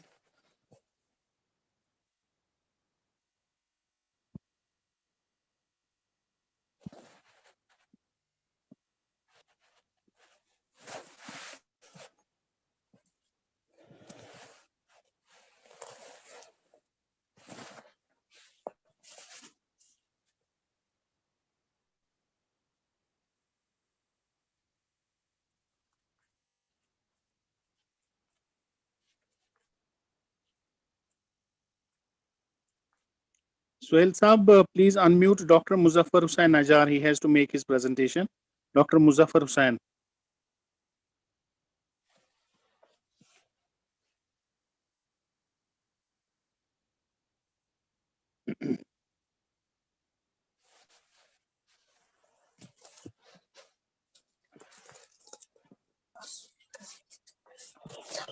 Thank you, Zafar sir.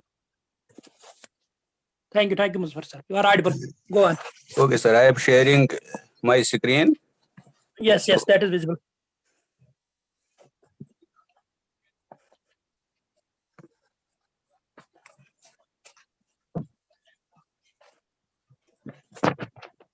Okay, sir. I am Dr. Muzaffar Hussain Najjar, Assistant Professor, Chemistry, Government Degree College, Kulgam. And I am delivering this lecture on the topic of surfactants. So what are these surfactants? And why these are so important? Surfactants are omnipresent and form a part of almost every essential household product we use on a daily basis and have become synonymous with detergents and cleaning agents. Now, what are these surfactants? The definition of these surfactants is that these are the surface active agents. That is, when we add these molecules to a liquid, it reduces its surface tension, thereby increasing its spreading and wetting properties.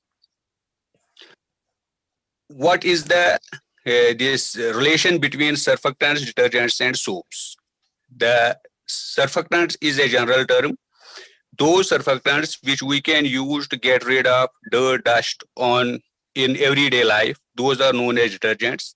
And soaps are also detergents, but these are from the animal source.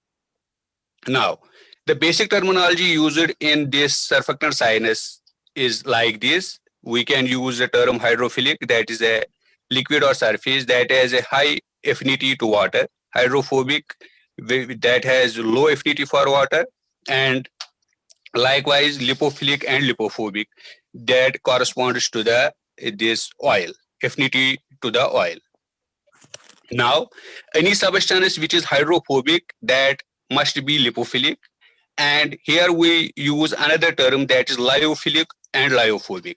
This lyo term, this corresponds to the ability to dissolve in oil or in water. So if any substance is hydrophobic, it is lipophilic in nature, then it is lyophilic in oil and lyophobic in water. Now, what is special with these surfactant molecules? These surfactant molecules are amphiphilic in nature. That is, they have two parts. One is hydrophilic head and another one is hydrophobic tail. This hydrophilic head, it is water loving and it has strong affinity for bulk solvent when the solvent is water. And it can be neutral or charged. If it is neutral, then the head group must be polar in nature. And second part is hydrophobic tail. This has little affinity for bulk solvent. Again, if the solvent is water, usually it is a hydrocarbon chain in aqua solvents, can be linear or branching. Now, action of surfactants. These surfactant molecules preferentially adsorb at an interface. This is the difference between these simple molecules which we study in this chemistry, like organic molecules. Organic molecules only gets dissolved in these non-aqua solvents, that is oil-based solvents, while as polar molecules get dissolved in water molecules. But these surfactants have a preferential adsorption at the interface. These surfactant molecules, when gets dissolved into a liquid, these alter the interfacial free energy, that is work needed to create or expand interface per unit area. surface free energy of interface is minimized by reducing interfacial area. Now, what are the surfactant classes? What are the types of surfactants? We can classify surfactants on the basis of the nature of their head group. We have anionic surfactants, that is their head group is negatively charged. The examples are carboxylates, alkyl sulfonates. Another class is cationic surfactants, which have positively charged head group. Example is alkyl ammonium chlorides. Third one is non-ionic surfactants. These have polar head groups. Example is polyoxyethylene alcohols. And the last one is zwitterionic, that is double charged head group, sulfobutenes. There are many more classes of these surfactants, like these all, we can say these are the synthetic surfactants. In addition to this, we have natural surfactants which an animal body can produce, like bile salts, we have phospholipids, we have these pulmonary surfactants. So this is the broad classification of these surfactant classes. The prerequisite for a molecule to be a surfactant is that it should have a long hydrocarbon chain and a polar or charged head. Now, this is the most important this property of surfactant molecules, that is these show the process of micellization. Now, what is this micellization? This is the polymerization of these surfactant monomers. Since surfactant molecule has a hydrophilic head and hydrophobic tail, when it gets converted into a micelle, the micelle should have hydrophobic this core and hydrophilic surface. This type of micelle gets formed when we are dissolving these surfactant molecules in water. If we are dissolving these surfactant molecules in oil or organic solvents, the shape of the micelle is inverted. That is, towards inside there may be hydrophilic core and hydrophobic surface. Now, what is the mechanism of this micellization? As the bulk concentration of the amphiphile, that is the surfactant molecule, is increased, surface tension decreases and reaches a minimum beyond which it remains almost constant. For water, the surface tension of water at room temperature is approximately 72 dynes per centimeter square, that is units. When we dissolve a surfactant in the water at room temperature, the surface tension may decrease from 72 units up to 35 or 40 units, beyond which the surface tension remains same. The reason behind this is when we start dissolving this or adding this surfactant molecule to water, these surfactant molecules preferentially absorb at the surface, but when surface becomes saturated, after that, when we add more surfactant molecules to this water, the micellization starts. The concentration at which the micellization starts is known as a critical micellar concentration, and this corresponds to the configuration of the system where the air-water interface is fully saturated with spatially oriented surfactant monomers. Now, the most important property of these surfactants is their detergency. That is how they can remove the dirt, etc., which is almost organic in nature from the fabric or the human body surface. There are two methods involved in this detergency of surfactants. One is solubilization of the dirt. That is when the concentration of surfactant is sufficiently high and exceeds CMC, a large number of micelles available readily solubilize the semi-solid dirt that is retained in the micellar core, if it is organic in nature. The second method is emulsification. Surfactant molecules get absorbed at the dirt-water interface, lowering its interfacial tension. That is, it increases the wetting property of water that emulsifies the organic dirt, which is transported away from the substrate into the bulk of the solution. Now, what are the applications of these surfactants? Surfactants can be used as or in detergents, fabric softeners. These surfactants can be used in motor oils, emulsions, soaps, paints, adhesives, inks, sticky waxes, etc. These can be also used, these surfactants, in enzymatic processes. These can be added to formulations which can act as laxatives or firefighting mixtures. In addition to this, the agrochemicals like herbicides, insecticides, biocides, spermicides, their efficiency can also be increased by adding special these molecules, that is surfactants.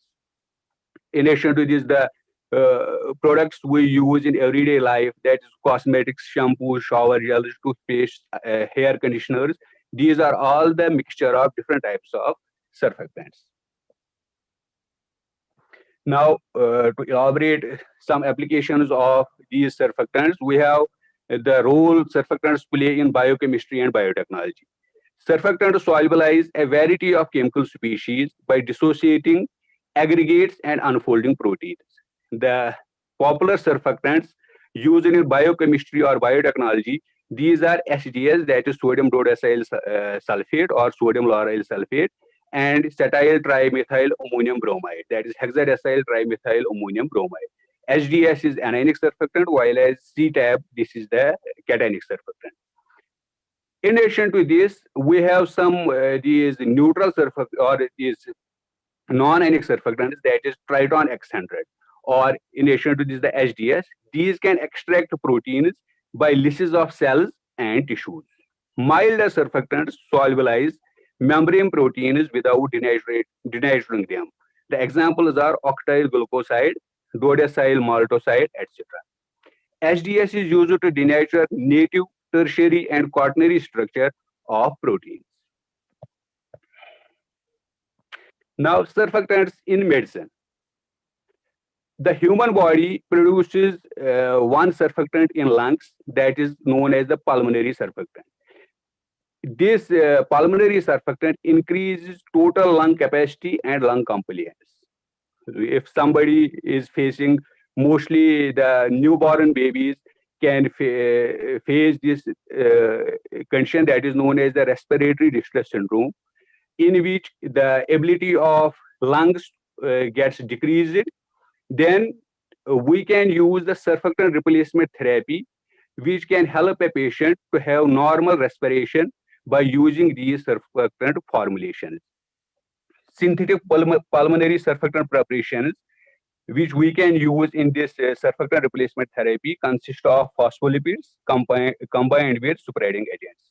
Examples are, these are the trade names, that is called for sterile, pumectant, leucinectant, etc. In addition to the direct role of these surfactants in medicine, we can use these surfactants in other ways in the pharmaceutical industry, like solubilization of hydrophobic drugs in aqueous media. For example, we have this alpha tocopherol, which is a purely organic compound. So it is solubilization in aqueous medium that is almost impossible. But we can increase its solubilization by using different types of surfactants, like we can use bile salts, that is a class of surfactants, and that is the biocompatible surfactants, or we have Triton X100. So we can solubilize these hydrophobic drugs and we can use them as in aqueous media. These surfactants are the components of emulsions, which we are taking, like drugs, these cough syrups, etc. Surfactant self-assembly vehicles for oral and transdermal drug delivery as agents to improve drug absorption and penetration. So these surfactants can increase the drug efficiency in terms of its absorption and penetration. Non-ionic surfactants are most commonly used in pharmaceuticals. In addition to this, the cationic surfactants are used as antibacterial these supplements. So these have the property of antibacterial activity. Now, surfactants in industry. Surfactants are mostly used to decrease interfacial tension in the form of emulsifiers, detergents, wetting agents, dispersants, and foaming agents. See, the most important property, as I already said in this mechanism of detergency, the surfactants can play a role by two ways. First one is decreasing the surface tension of the interface. So that can increase the wetting property or the penetration property of that particular liquid. And second one is the micellization. So due to this wetting property of these surfactants can find application in petroleum, metallurgy, agrochemicals, and cosmetic industries. Surfactants in nanotechnology. Surfactants play a major role in the formation of nanoparticles or these accurately nano emulsions. Surfactants prevent coalescence of newly formed drops. Nano emulsions are attractive for application in personal care, cosmetics, and healthcare products. The role of these surfactants in nanotechnology is that much important. That is the shape of the nanoparticles produced during a process that depends upon the type of surfactant we use. In addition to these applications of these surfactants, we, as I already said, that we have another class of surfactants, that is the natural surfactants like phospholipids, bile salts, etc. So we all might know that bile salts are the major or the best these compounds to increase the emulsification of oil based food which we take in our body. So if anybody gets removed his gallbladder, he is not able to digest the oil based food. So that is the role of these bile salts in our body, in human body. So thank you.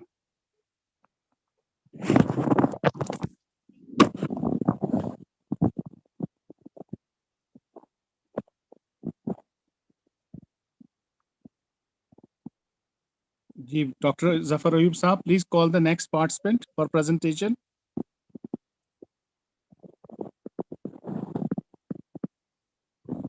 Dr. Zafar Ayub Saab, are you there?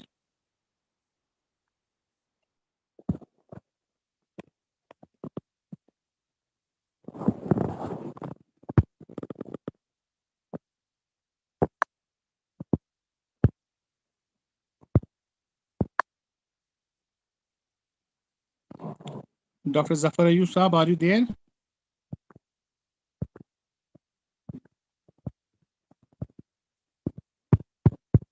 Okay, who is the next participant who is ready for presentation?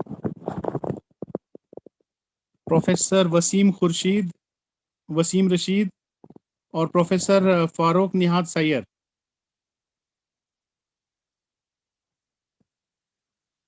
Professor Sayyar Ahmad from GDC Kulgam, please present next.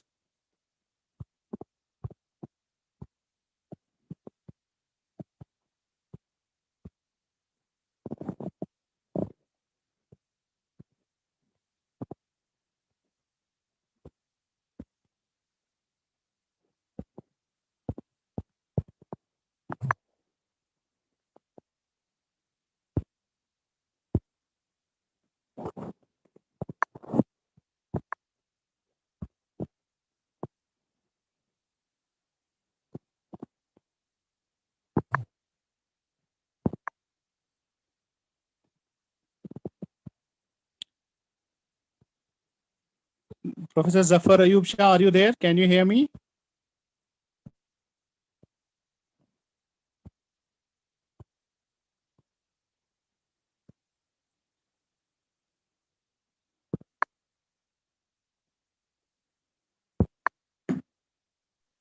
Yes, sir, I can hear you now.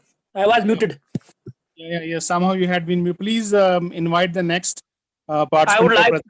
I would like to invite Professor Sayyar Ahmad from Government Degree College, Kulgam. Please unmute him. He will deliver his presentation. The name starts with Sayyar Ahmad. No, I think it is Farooq. It starts with F, perhaps. Here it is Sayyar Ahmad in the participant. He is already there. His name is there, Sayyar Ahmad. Right, I'll check it out because just now Suhail Saab has left. He had to go to his home, and he has made me co-host, it seems. But let me just find out. Sayyar Ahmad is the name? Yes, sir. Sayyar Ahmad is there in the participants. Okay. I'm just trying to find him out from the list.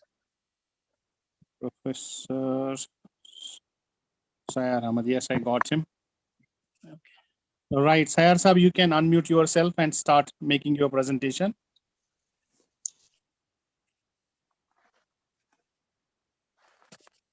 Sayar Sahab, are you able to? I'm asking you to unmute yourself. Sir, I was muted. Yeah, I know. Please go ahead. All the participants are muted. So please go ahead and make your presentation. 1 minute, sir. Okay.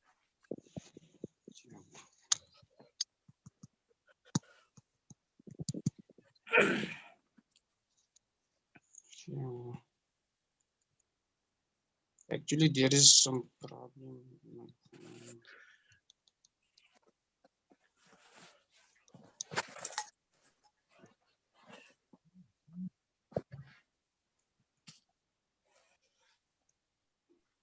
Are you facing any difficulty in sharing the presentation?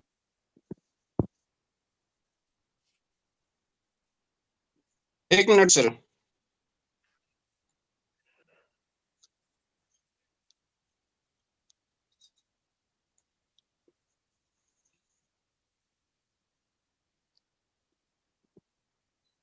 So now I am going to share my presentation, sir.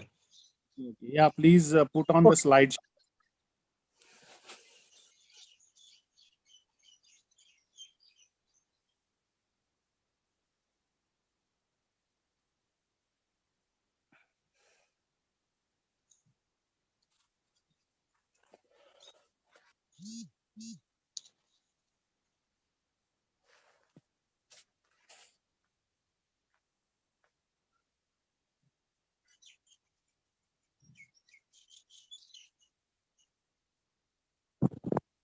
Sir, is my presentation visible, sir? Not yet. Now it is sharing now. Just a minute. But only your screen. You are sharing your screen. You need to share you open up the presentation, then you share. First, you open the presentation because your screen is visible, but not the presentation. Is now visible it? Please put on the slideshow. F7.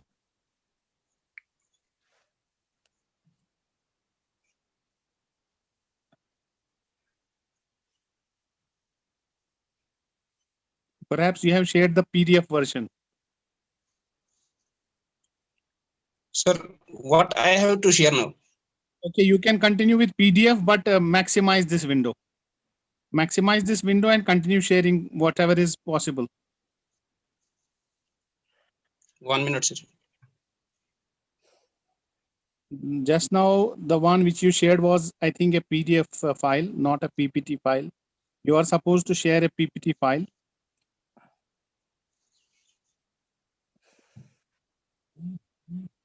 I would request all the participants to keep their presentations ready for presentation so that we don't lose time in searching for it.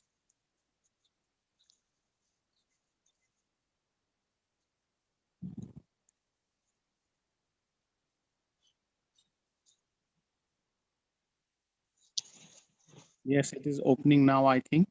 Sir, I think I will give later on in the second session, sir. Allow some other participant for this time, sir. It is opening. It's opening, Dr. Sayar Saab. Sir, is it visible now? Yes, Sayar Saab, you are visible now. Continue. Thank you, sir. Continue, Sayar Saab. Actually, I am going to deliver my talk on mangrove forests, including their importance, threats, and conservation measures. Just as all of we are knowing that as we move from sea to the land to the sea, there is an overlapping zone or ecotonal zone between land and the sea. And that ecotonal zone is also called as this. That's also known as land sea ecotone. In that very particular area, we have some critical ecosystems or marine biomes present that play a very important role for mankind. And among those critical ecosystems, one of the most critical ecosystem is the mangrove biome. So far as the mangrove biome is concerned, or mangrove forests are concerned, these are actually characteristic littoral plant formations of tropical and subtropical sheltered coastlines. They include a group of coastal trees, shrubs, bushes, ground ferns that live in land, sea, equatorial zone of tropical and subtropical latitudes. These include actually trees, shrubs, or bushes growing below the high water level of spring tides. These forests are physiologically, these are having remarkable physiological adaptations for salt tolerance.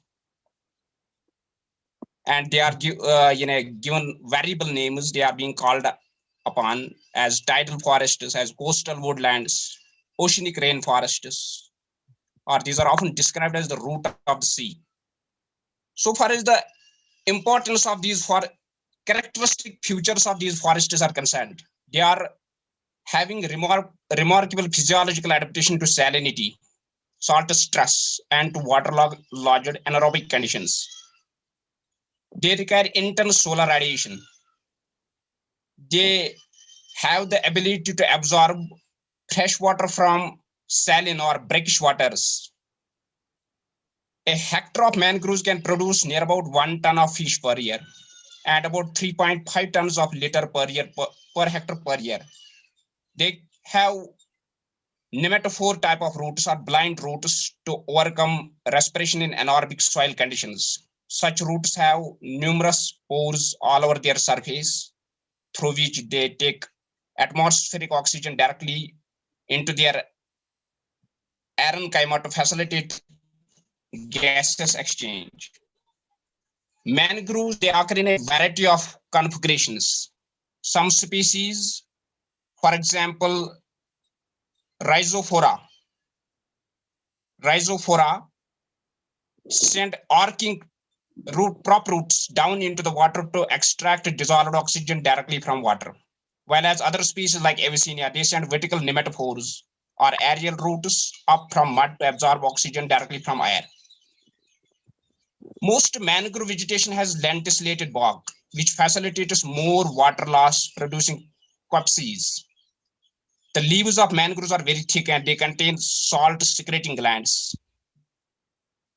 Mangroves exhibit viviparity mode of reproduction, that is, seeds germinate in the tree itself before falling to the ground. This is an adaptive mechanism to overcome problem of germination in the saline water. Most mangrove forests secrete excess salts through their leaves, as if you look closely, you can see crystals of salt on the leaves, on the bark of their leaves. Mangroves, they can be classified into 3 main categories: salt excluders like Rhizophora emaliana, salt secretors, and salt tolerants. So far as the importance of these mangrove forests are concerned, they are playing very vital role for mankind. First of all, mangroves, they are higher plants that grow along shallow water coast areas. They are salt tolerant, evolved means to live in water. They have seeds that can be dispersed by seawater. They actually act as nursery grounds for the fishes, prawns, and crabs. This is actually the mangrove forests. They are having special roots like prop roots or nematophores, which impede water flow and thereby allow the deposition of sediments. They stabilize coastal shore and provide breeding grounds for fishes, as these roots are highly branched and they anastomize to form a trapping network. Besides, these roots secrete a soil building substance which binds the crust sand particles and results in the formation of soil bed. Mangroves, they moderate monsoonal tidal floods and thus minimize the inundation of coastal lowlands. Mangroves greatly reduce soil erosion in the coastal areas. They prevent the encroachment of land by the sea. The mangrove forests, they protect the coastal areas from tsunamis, hurricanes, floods, etc. The forests enhance natural recycling of nutrients.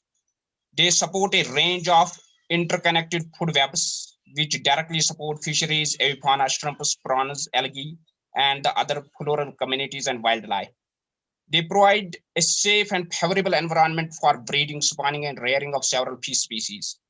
These forests supply food, firewood, medicinal plants, and edible products to the local people.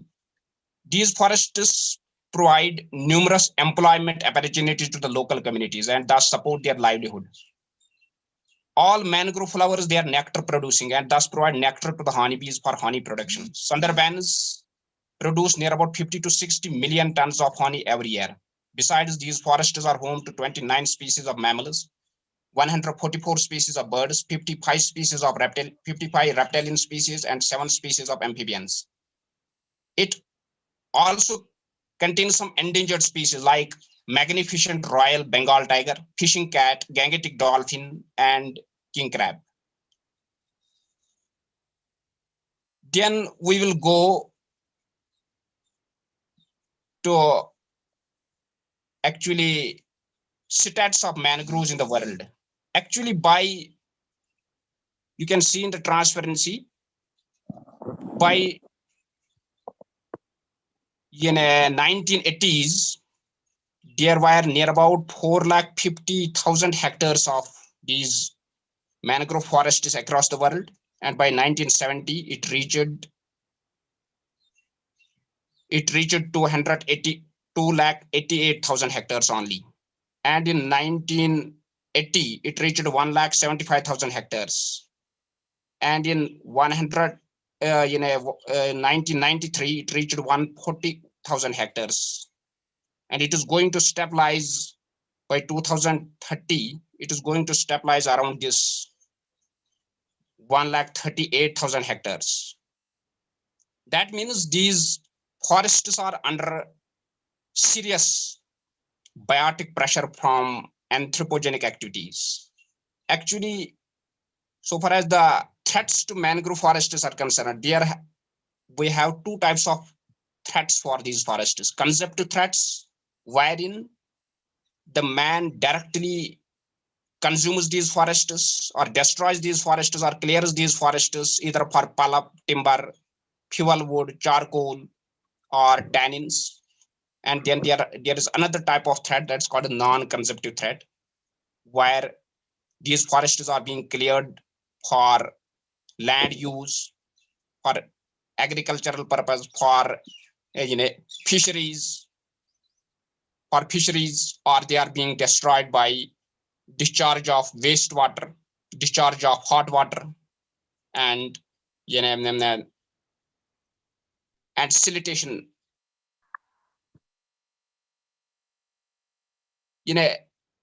Here I can mention the major threats. They are being converted, these mangrove forests, they are being converted into fish ponds and salt beds, consumption of dikes and structures to obstruct waterways. They are also being destroyed by pollution and siltation, or exploitation and utilization, disturbance due to fish landing. Then next step comes how we can restore these crucial forests, because they are playing very important role, especially for coastal areas. How we can restore these forests. In a comprehensive community-based strategy can be launched to save these forests or to rehabilitate these forests. For example, nurseries can be established, wherein these propagules can be generated. Propagules of these forest trees can be generated, and later on those propagules can be reimplanted on coastal mud plateaus, deltic areas, or creeks, etc. Then, so far as the mangrove distribution across the world is concerned, maximum mangrove cover is found in Indonesia, followed by Philippines. And in India, we also have the mangrove forests in West Bengal, in Gujarat and Goa. Maharashtra is also having these mangrove forests. But actually, a project has been launched by UNESCO. That is 1 million mangroves for Cebu. Cebu is actually an island in Philippines, where a comprehensive program has been working for rehabilitation of these forests. And in this very particular program, 2 types of strategies are being adopted to rehabilitate them. First, the propagules are being raised into seedlings, and those seedlings are then reimplanted on mud flats so that we can develop these dense forests again, which have been destroyed by ruthless activities or sustainable or anthropogenic activities of mankind. With this, I complete my presentation. Thank you, sir. Thank you. Dr. Zafar Saab, who is coming up next? What is the time? We still have 10 minutes. Yes, we can take up one more. Professor Zafar Saab, we can take up one more presentation.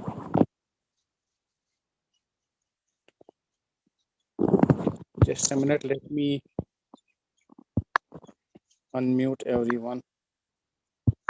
Okay, all of you can unmute yourselves. Professor Zafar Saab, can you hear me? Yes, sir. Yes, sir. Now I can hear you, sir. You can I please think it invite. is Dr. Shaukat Subhan. Shaukat Subhan is ready, sir. Yes, sir. Yes, please go ahead.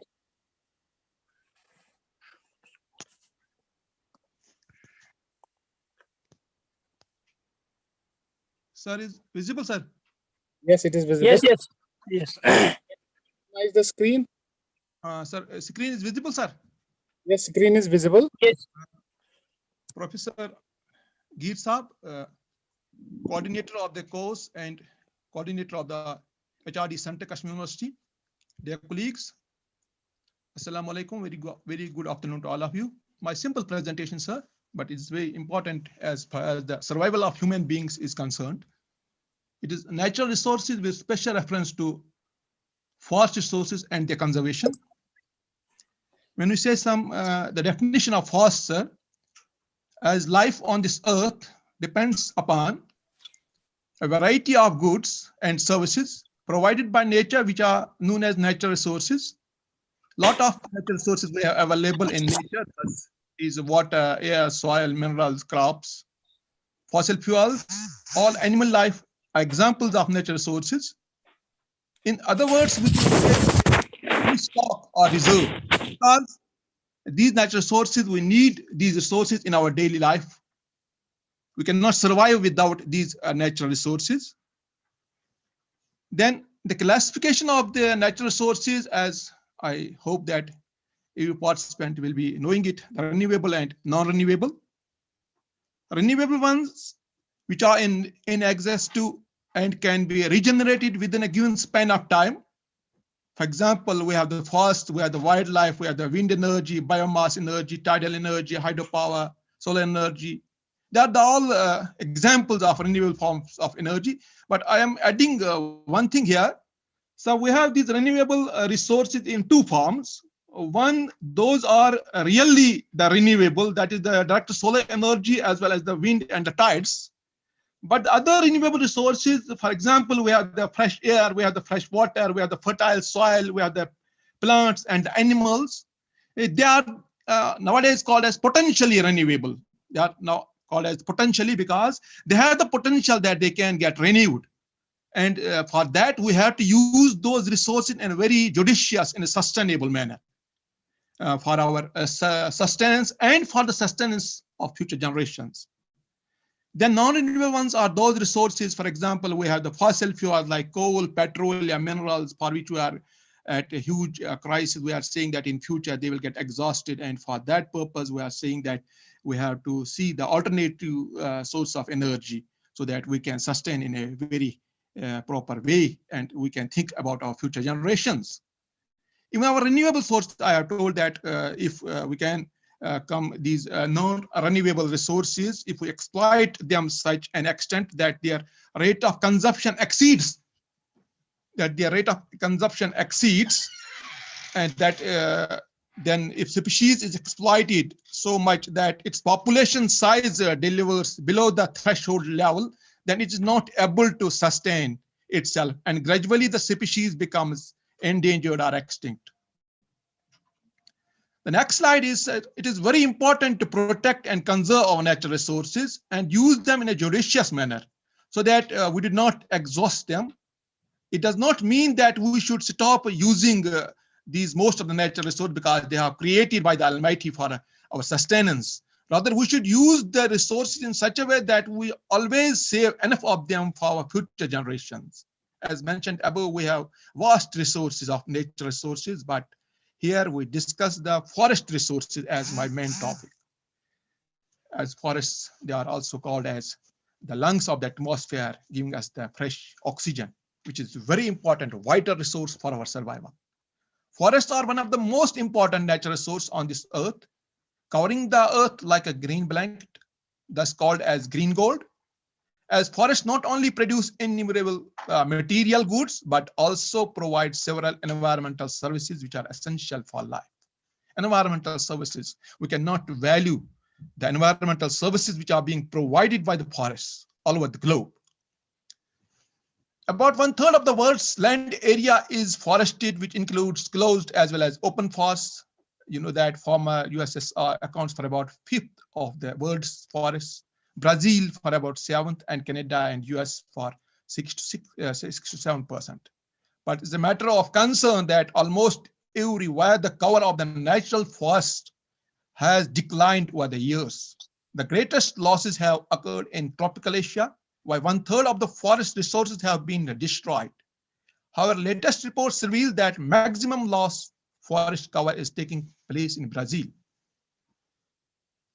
As per report, the forest cover of a country, that's India, is only 19%, which is too less as recommended at the international level. At international level, all over the globe, it is being recommended for all countries that 33% of the total area of J&K, that 33% of the area of every country should be under forest cover. When we take the example of J&K, we have the area 222,000 square kilometers, of which nearly 21,000 square kilometers are under forest cover. They are contributing 10% of the forest area. That is very less as recommended internationally be 33%. Out of this 10%, 59% is contributed by Jammu region and 14% by Kashmir province. Here I am clearing one thing more, sir. It is actually 40.87% by the Kashmir province. It is 0.17% by the Ladakh region, now a separate union territory. Then uses of forests, each and every person we are saying that these forests, they are of immense value to us. They are not only useful for industry. Sir, I am audible, sir. Yes, you are audible. Continue. Yes. Useful for industry, but also for rural economic growth. They offer a huge potential for reducing poverty while also conserving their valuable key resources. We can divide the uses of forests into two broad categories. That is the commercial uses, as then second is the ecological uses. And ecological uses, I am discussing that we cannot count the value of the ecological uses. Commercial uses, forest provides a large number of commercial goods, which include timber, firewood, pulpwood, food items, gums, resins, non-edible oils, rubber, fibers like bamboo, canes, etc. These are the commercial uses we are using these forest resources in our daily life. Of the timber at each year is used as fuel for heating and cooking. 1/3 of the wood harvest is used for building materials as lumber, plywood, and hardwood, particles, boards, and these chipboards, etc. 1/6 of the wood harvest is converted into pulp and used for paper industry. Many forest lands are used for mining, agriculture, grazing, recreation, and for development of dams. Then the ecological uses, while I have given the example while a typical tree produces commercial goods worth about rupees 30,000. But the environmental services which a tree nearly provides, it is more than 10 lakhs. Here we have to examine what is the value of these forests in ecological terms, and ecological value is very important for the survival of human beings. The ecological service provided by our forests may be summed up as follows. That is, I cannot discuss in detail. That is production of oxygen, the vital resource for survival of human beings. That the global issue, that is global warming, that being called as sinks for carbon dioxide. So we have to conserve these forests. We can get rid from the global warming. Then wildlife habitat, we have the wildlife, important component in terms of food chains, food webs, which are existing in the ecosystems.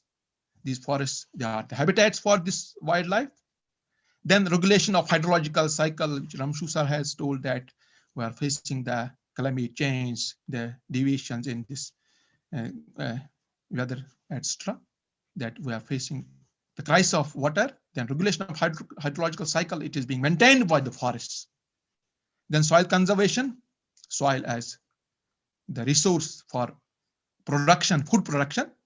So these soils are being conserved by these forests for bind the soil particles tightly in their roots and prevent soil erosion. They also act as windbreakers. Then pollution moderators. These forests play an important role in these absorbing toxic gases and help us in keeping the air pure. Then the overexploitation of forests, which is occurring at present. These are the forests have been known to possess huge potential for human use, and they have been exploited since early times for their vast potential. Exploitation of forests has taken place to meet human demands in the following ways. The exploitation we are doing in these forests, it is because of due to wood cutting and large-scale logging for raw material like timber, pulpwood, fuel. Deforestation due to road constructions is happening all over the globe into these forests. Cleaning of forests to create more agricultural land to meet the food demands of the increasing population. Then about 78% of forest area is under heavy grazing. Mining activities lead to clearing of forests. Big hydropower projects are being constructed in these forests, resulting in large-scale destruction of the forests. From above mentioned these exploitations, ways like timber extraction and mining, these are the two major activities responsible for forest resource exploitation. That is the timber extraction and the mining. Then important here is that the conservation forest resource role in the development of a nation, as they are called as green goals. However, use of these resources in our modern society is resulting in fast depletion of these resources and several related problems, mainly ecological imbalance. If we want mankind to flourish, there is a strong need to conserve these natural resources.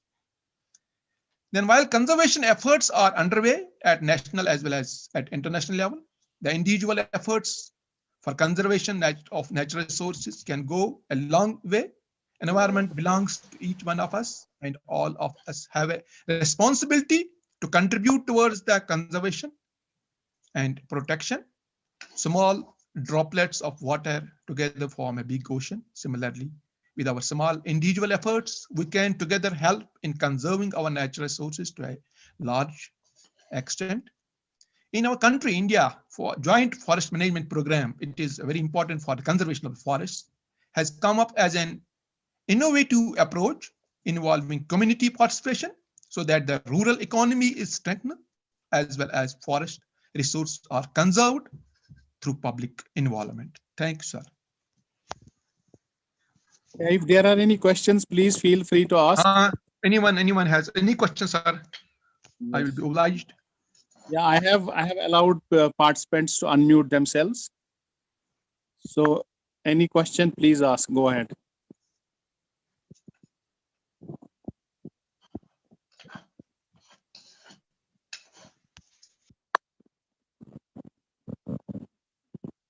Is there any question? It seems there is no question. Dr. Zafar Saab, you may conclude the session.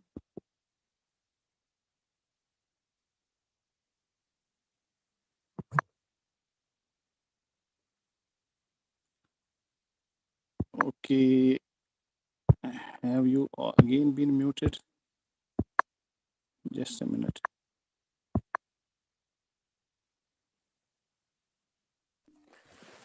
All right, I have allowed. If there is any question, you may please ask. No, sir, I think there is no question in the chat box for Shaukat Saab. I would like to thank Shaukat Saab for his nice presentation. And should we call it, sir? Yes, yes, it's already 1 o'clock, so let us break for the lunch, and we have to get back at. So thank you very much for your moderation. Thanks to all the participants, as well as to the resource person, and see you later in the afternoon at 2. Allah Thank you, Hafiz. sir. Thank you. Thank you, sir. Thank you.